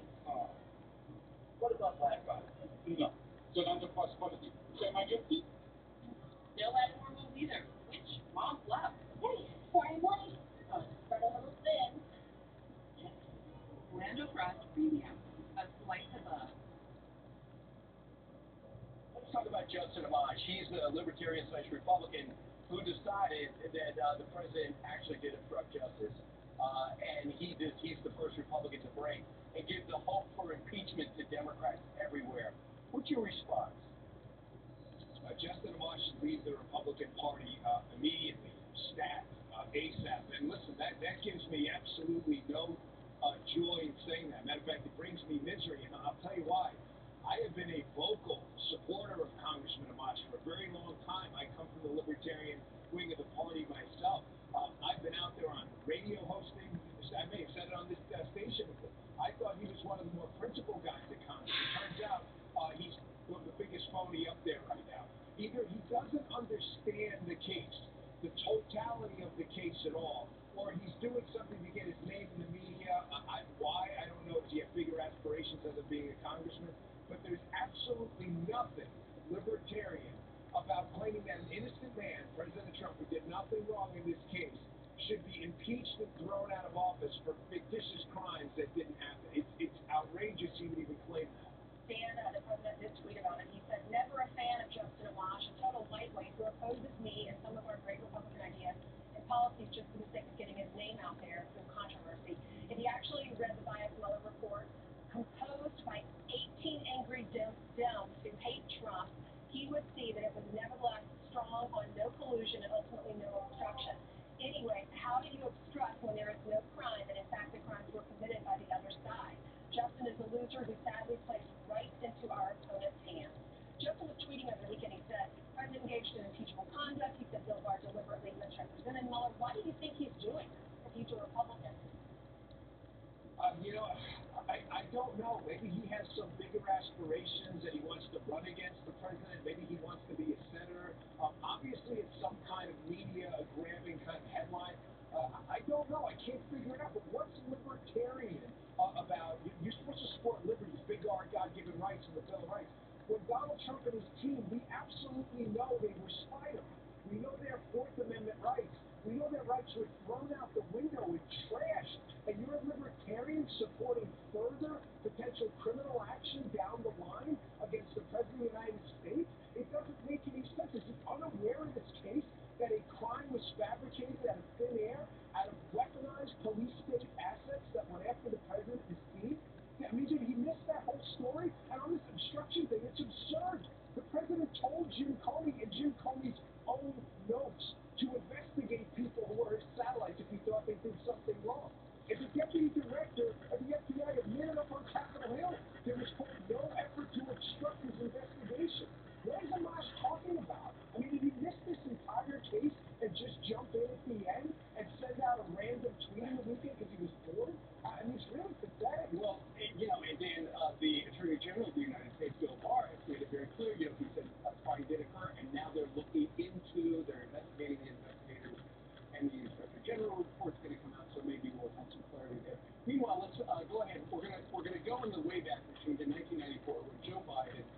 a senator from the great state of Delaware. He was in the Senate. He was one of the sponsors of the crime bill, which these days he's trying to explain away why he supported it. Well, Bobby Rush, a Democrat from Chicago, we've latched on to some tapes back a couple of years ago where he said that this crime bill was the worst thing to happen to the black community in 50 years. Listen to this. I am ashamed of my goal. That was the worst goal. As I look back over the years that I've taken since I've been in Congress. Crack cocaine and the crime bill were the two worst issues, problems, catastrophes that the black community has suffered through in the last 50 years. I absolutely apologize for voting for that bill. We have not accomplished anything other than further destruction of our communities. Dan, when Joe Biden was told about Rush's comments and asked if he was ashamed of the bill, he did not vote. What do you think? Yeah, this is interesting because Biden's going to have to, during the primary season we're in now for the Democrats, he's going to have to run away from old Joe Biden and latch himself to new Obama Joe Biden as his vice president, right? Because some of his older votes were more from the moderate wing of the Democrat Party and Steve. That's not where the Democrats are right now. The energy is with the Bernie Sanders socialist types, right? Now, after the primary, if he gets out of it and wins, he's going to have to go back to old Joe Biden and exit the Obama-Biden vice president character because the Obama record was awful on the economy, Obamacare, and everything else. So he's got an interesting dilemma right now. But this is definitely not where the Democrats are. The energy is with the AOC, Bernie, So the only thing different, and we had a run, but the only thing different is he's still got a huge lead. So if the Democrats are way to the left, why does he have a 20-point lead? It's name ID only, Brian. Remember, on a primary, everybody's a Democrat. There's no other distinguishing characteristics other than your name. People see a name, that's who they go for. That's going to change as the debates start. I polls mean nothing right now. Okay. Dan Bongino, it's a pleasure. Thank you very much for joining us today from Palm City, Florida.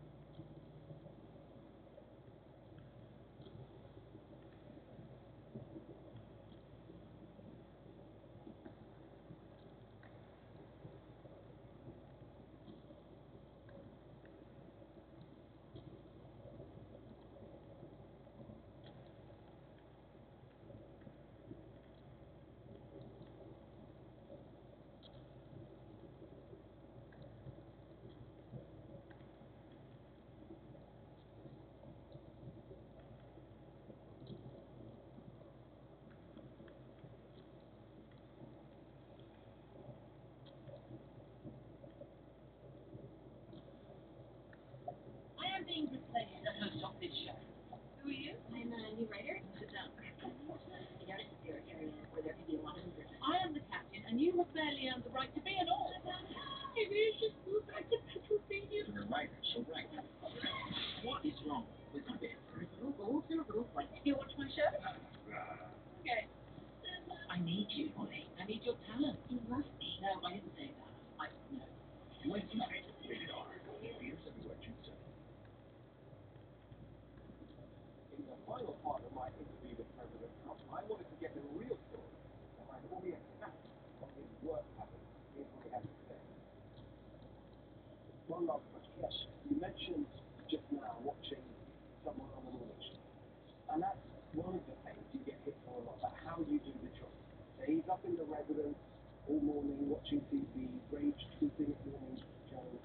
He's not focusing on the job. What's your response? So I have way over 100 million people on the various states, much more than that, but over 100 million people between Twitter and Facebook and Instagram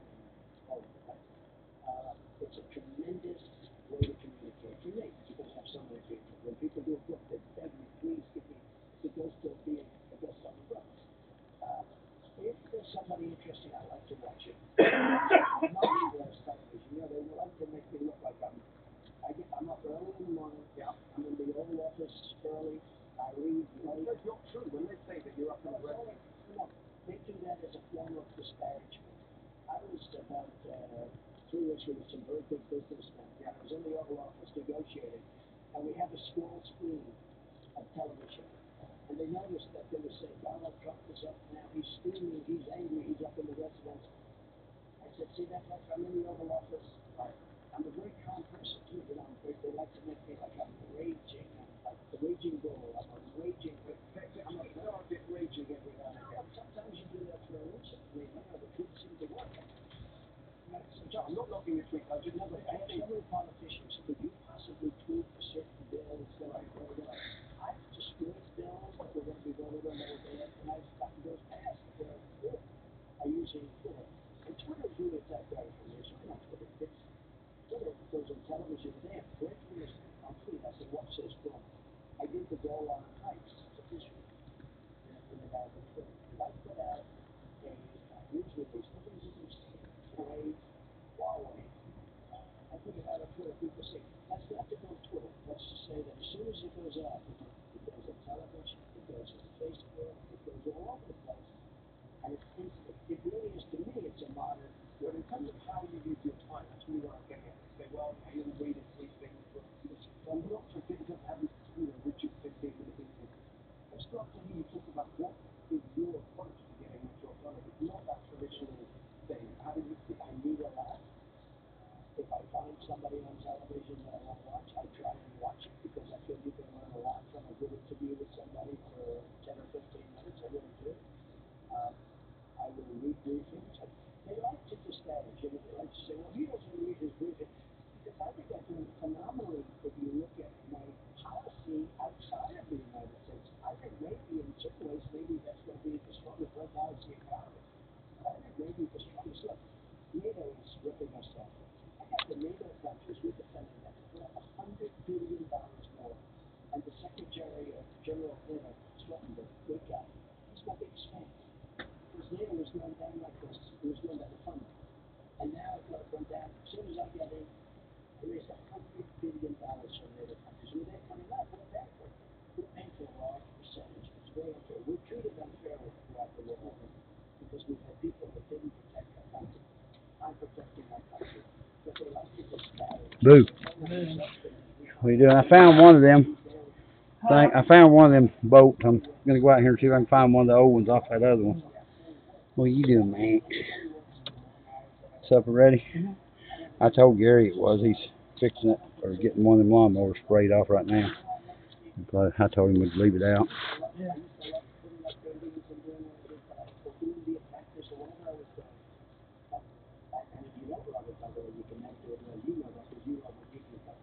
I like it in this case because I'm doing a lot for people. I'm doing a lot for people.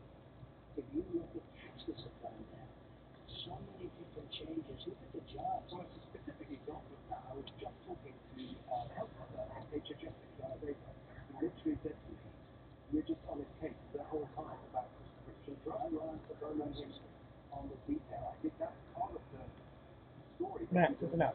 And we had the first year in 51 years where drug prices came down this year. First time in 51 years. We're doing a lot of good for people. I mean, look at jobs. Look at the economy. I mean, people are making more money than they ever have. We have more people working today than ever worked in the history of the United States. You know, I love what I'm doing. There's another book coming out, Fire and Fury 2. I don't know what the title is. It's going to be all over again, all this kind of stuff. What do you make of that? Well, I've never even did an interview because I don't even know who the person is. I did an interview with that person. There's been many books. Books come out every week. But I never even heard the book. You tell me now. I never did an interview with him other than years ago for a magazine, and he actually wrote a nice story. But, it's a good con job. It's really like the fake news. It's really terrible. I've had good books and bad books. But you tell me a book is coming out, they don't even interview me for the book. Nobody has done the job that we've done in the first 2.5 years of the presidency. If you look at a race, so many different things. Even right to try, where a person's very sick and they have the right now to use medicine that may or may not work. So many different things that we've done. Yeah, I think it's wrong. Get the hell on home. Talk about the details. You know what? I think we'll keep it actually in the by the response. Don't worry about it. In terms of that, the time we've had. So I really appreciate it. I appreciate your show and I appreciate you. And I watch it all the time. And I really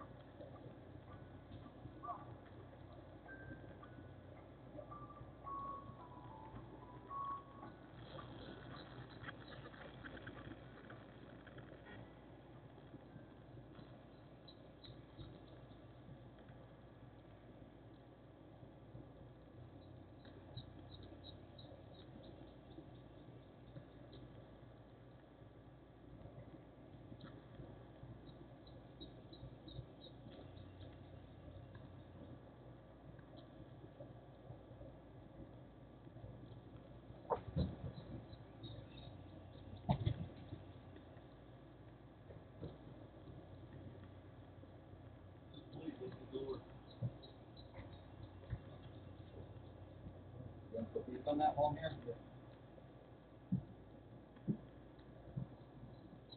Barbara, why is the TV off? That's unusual.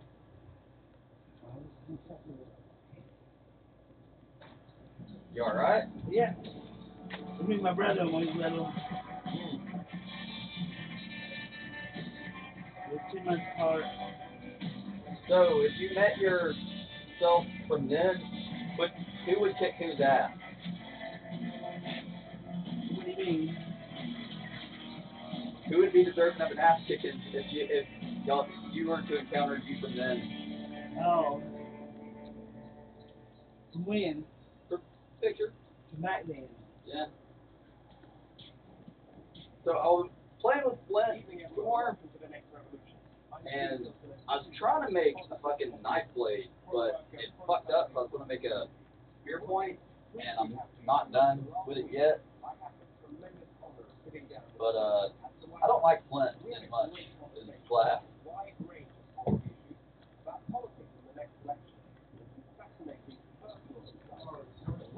So you have toilet problems, huh? The side of the president we don't often see. And we didn't want to cut it down or chop it up.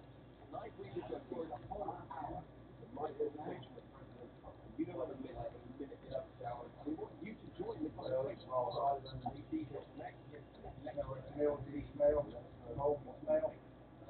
started and speak to 5 layers before President's new immigration. Get your Zoom out and Barbara, you got that software installed on the computer? My computer's down for you. I broke it. It's broke. What? It's black screen. Damn. It's all one. You going to the strip club? Well, you done been. Had to be got him one. Don't say the thing there. I saved up from last year. I saved up enough one by all the kids and grandkids to give them money. $100 a piece. Kids. Well, I give them all $100 because over $1,000 in one. That was a knife blade, but it fucking broke in a funny place, so I'm trying to make a spear point out of it along a Clovis spear.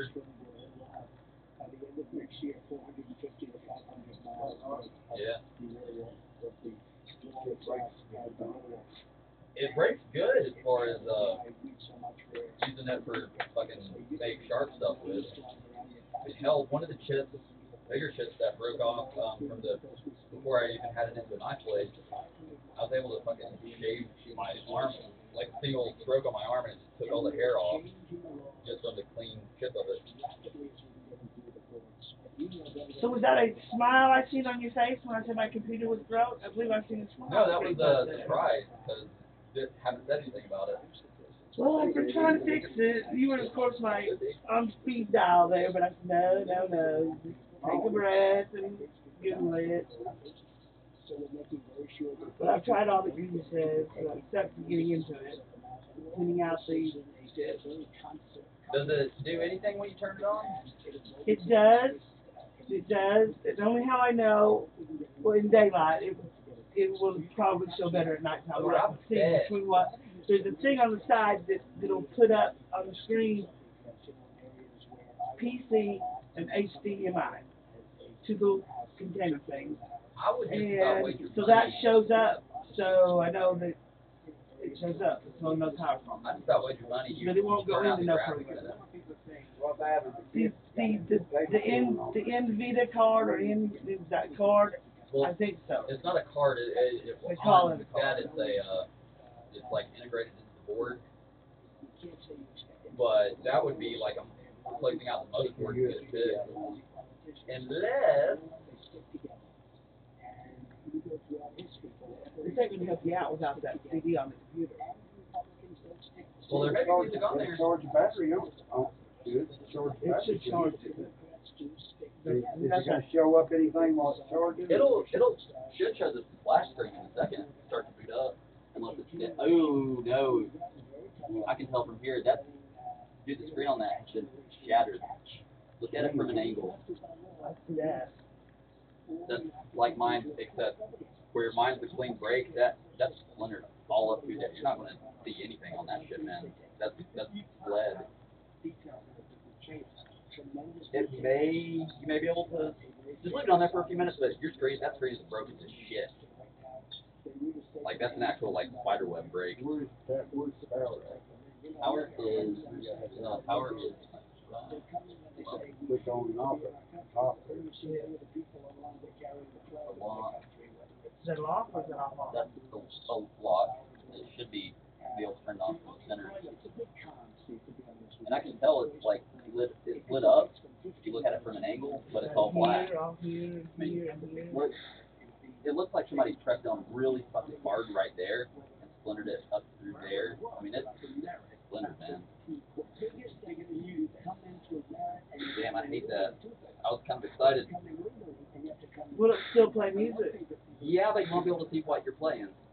Because with it already turned on and it just showing that much, there's a good chance that's all it's going to show even fully charged, because once the ink bleeds, the type of screens those are, they do have liquids in them, and once that bleeds, I mean, if it's a break where the actual LCD itself is bleeding, which you can tell it is,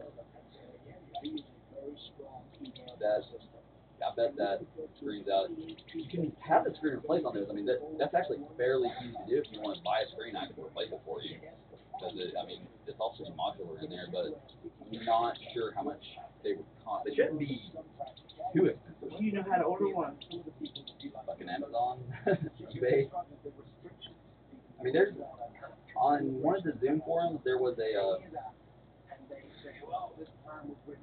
dude who repaired for other people in the forum, but he also ran an online store where he sold parts.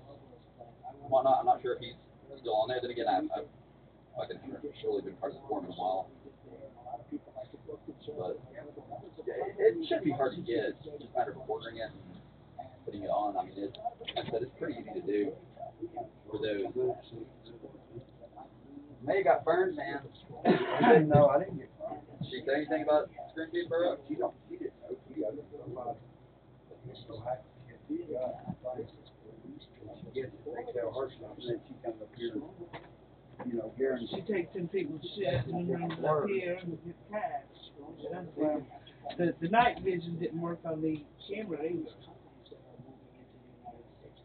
I didn't figure the night vision wasn't too good anyway, so. Dang. So did you get? He got you that second camera, but did you ever get that first camera working? Well, the one is dependent on the computer once again. I thought they both. And the dog one's dependent on the computer, and we got an iPhone coming. If I could, She got it to come up. If I She could couldn't get it unlocked. One thing. The iPhone.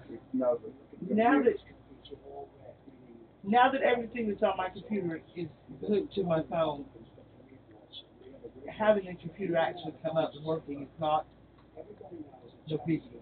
I'd like to have it working, but the necessity of having it have to work has went away because now it's all on the phone. So I'm trying still, but I need to unplug it and let it set.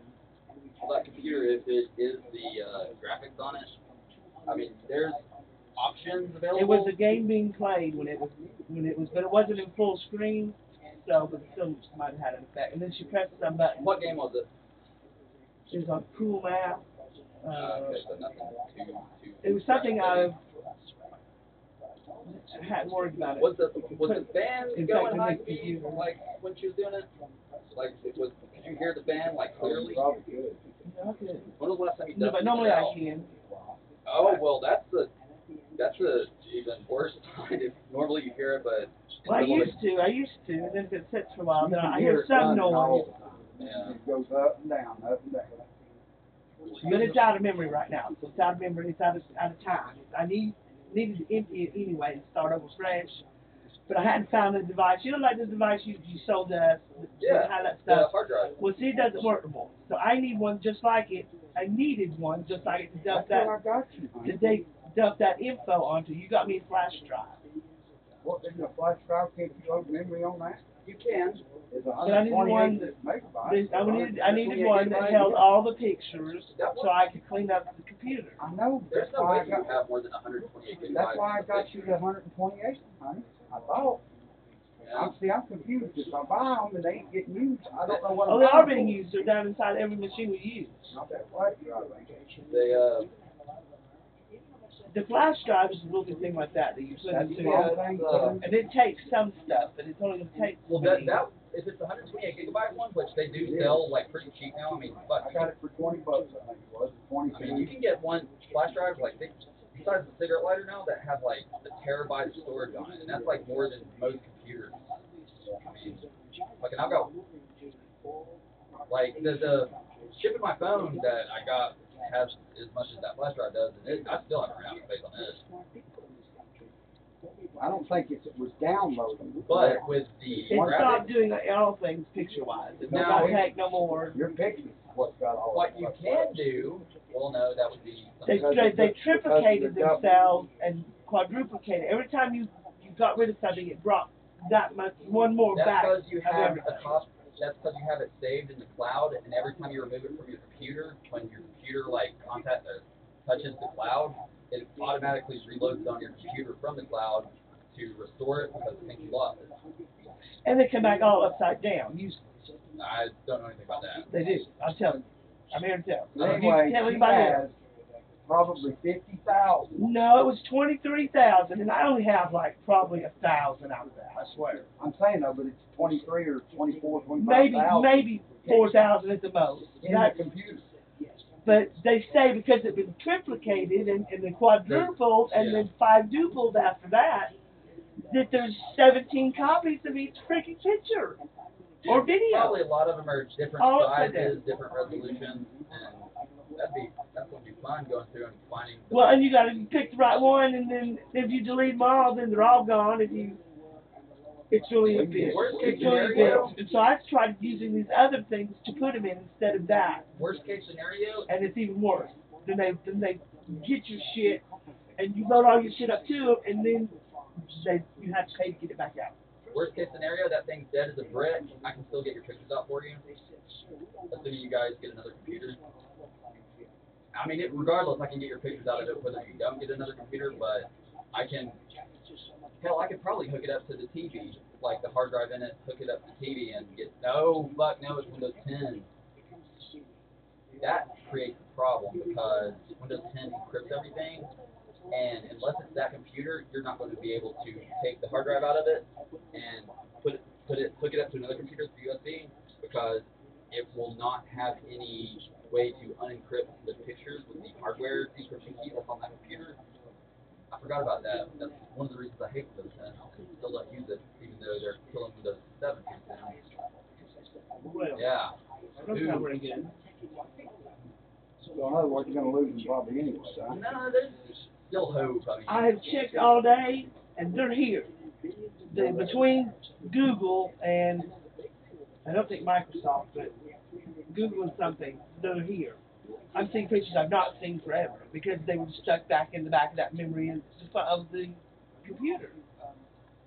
And see, one of the programs that was doing it, I think it was a Microsoft one, Pictures, that's where I originally loaded everything into, and it slowly faded out to where it's not even, it doesn't even pop up on the computer anymore.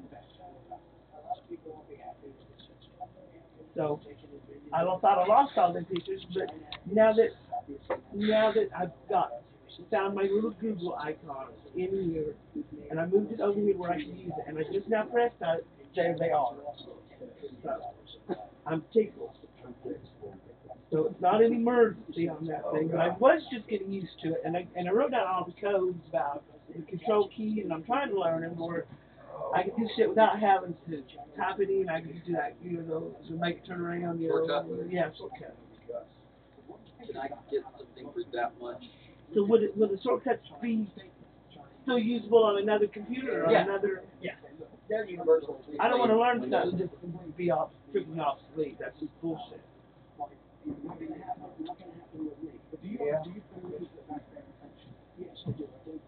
Yeah, I can do it.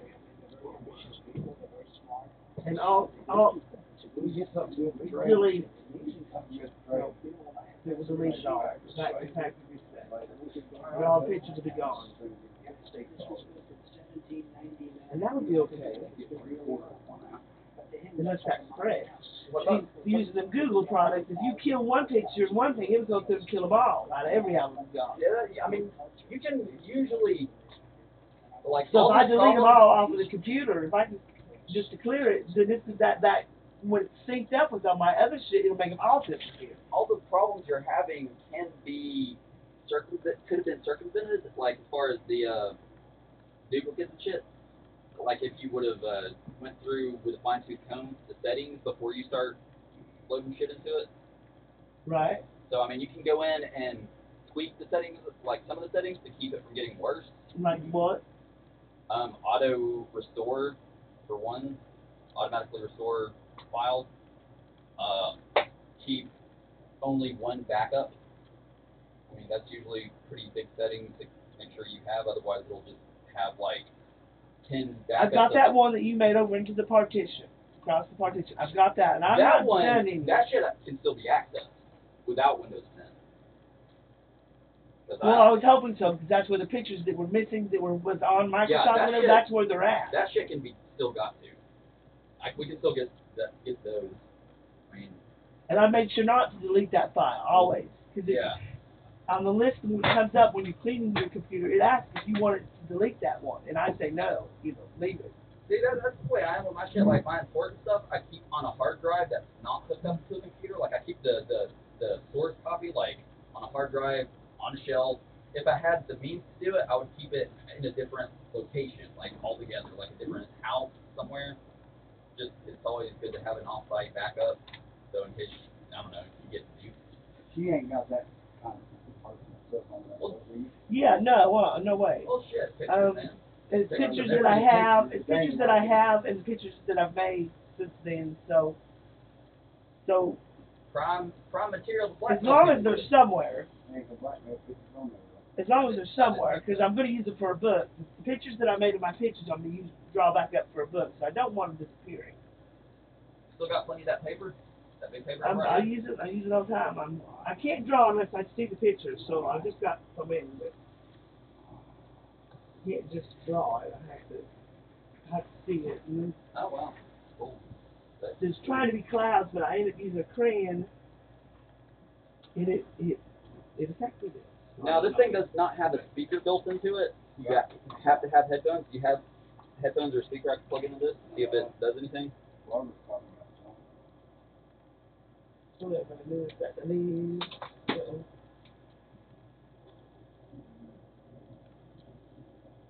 I think it's somewhere else. Some somewhere else. I don't know. Maybe once the kids play with them.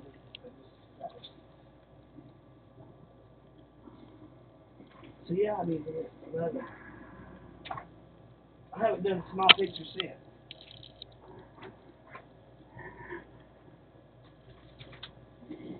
It should be, like, the time it's been on here, it should be able to fully run while plugged up, but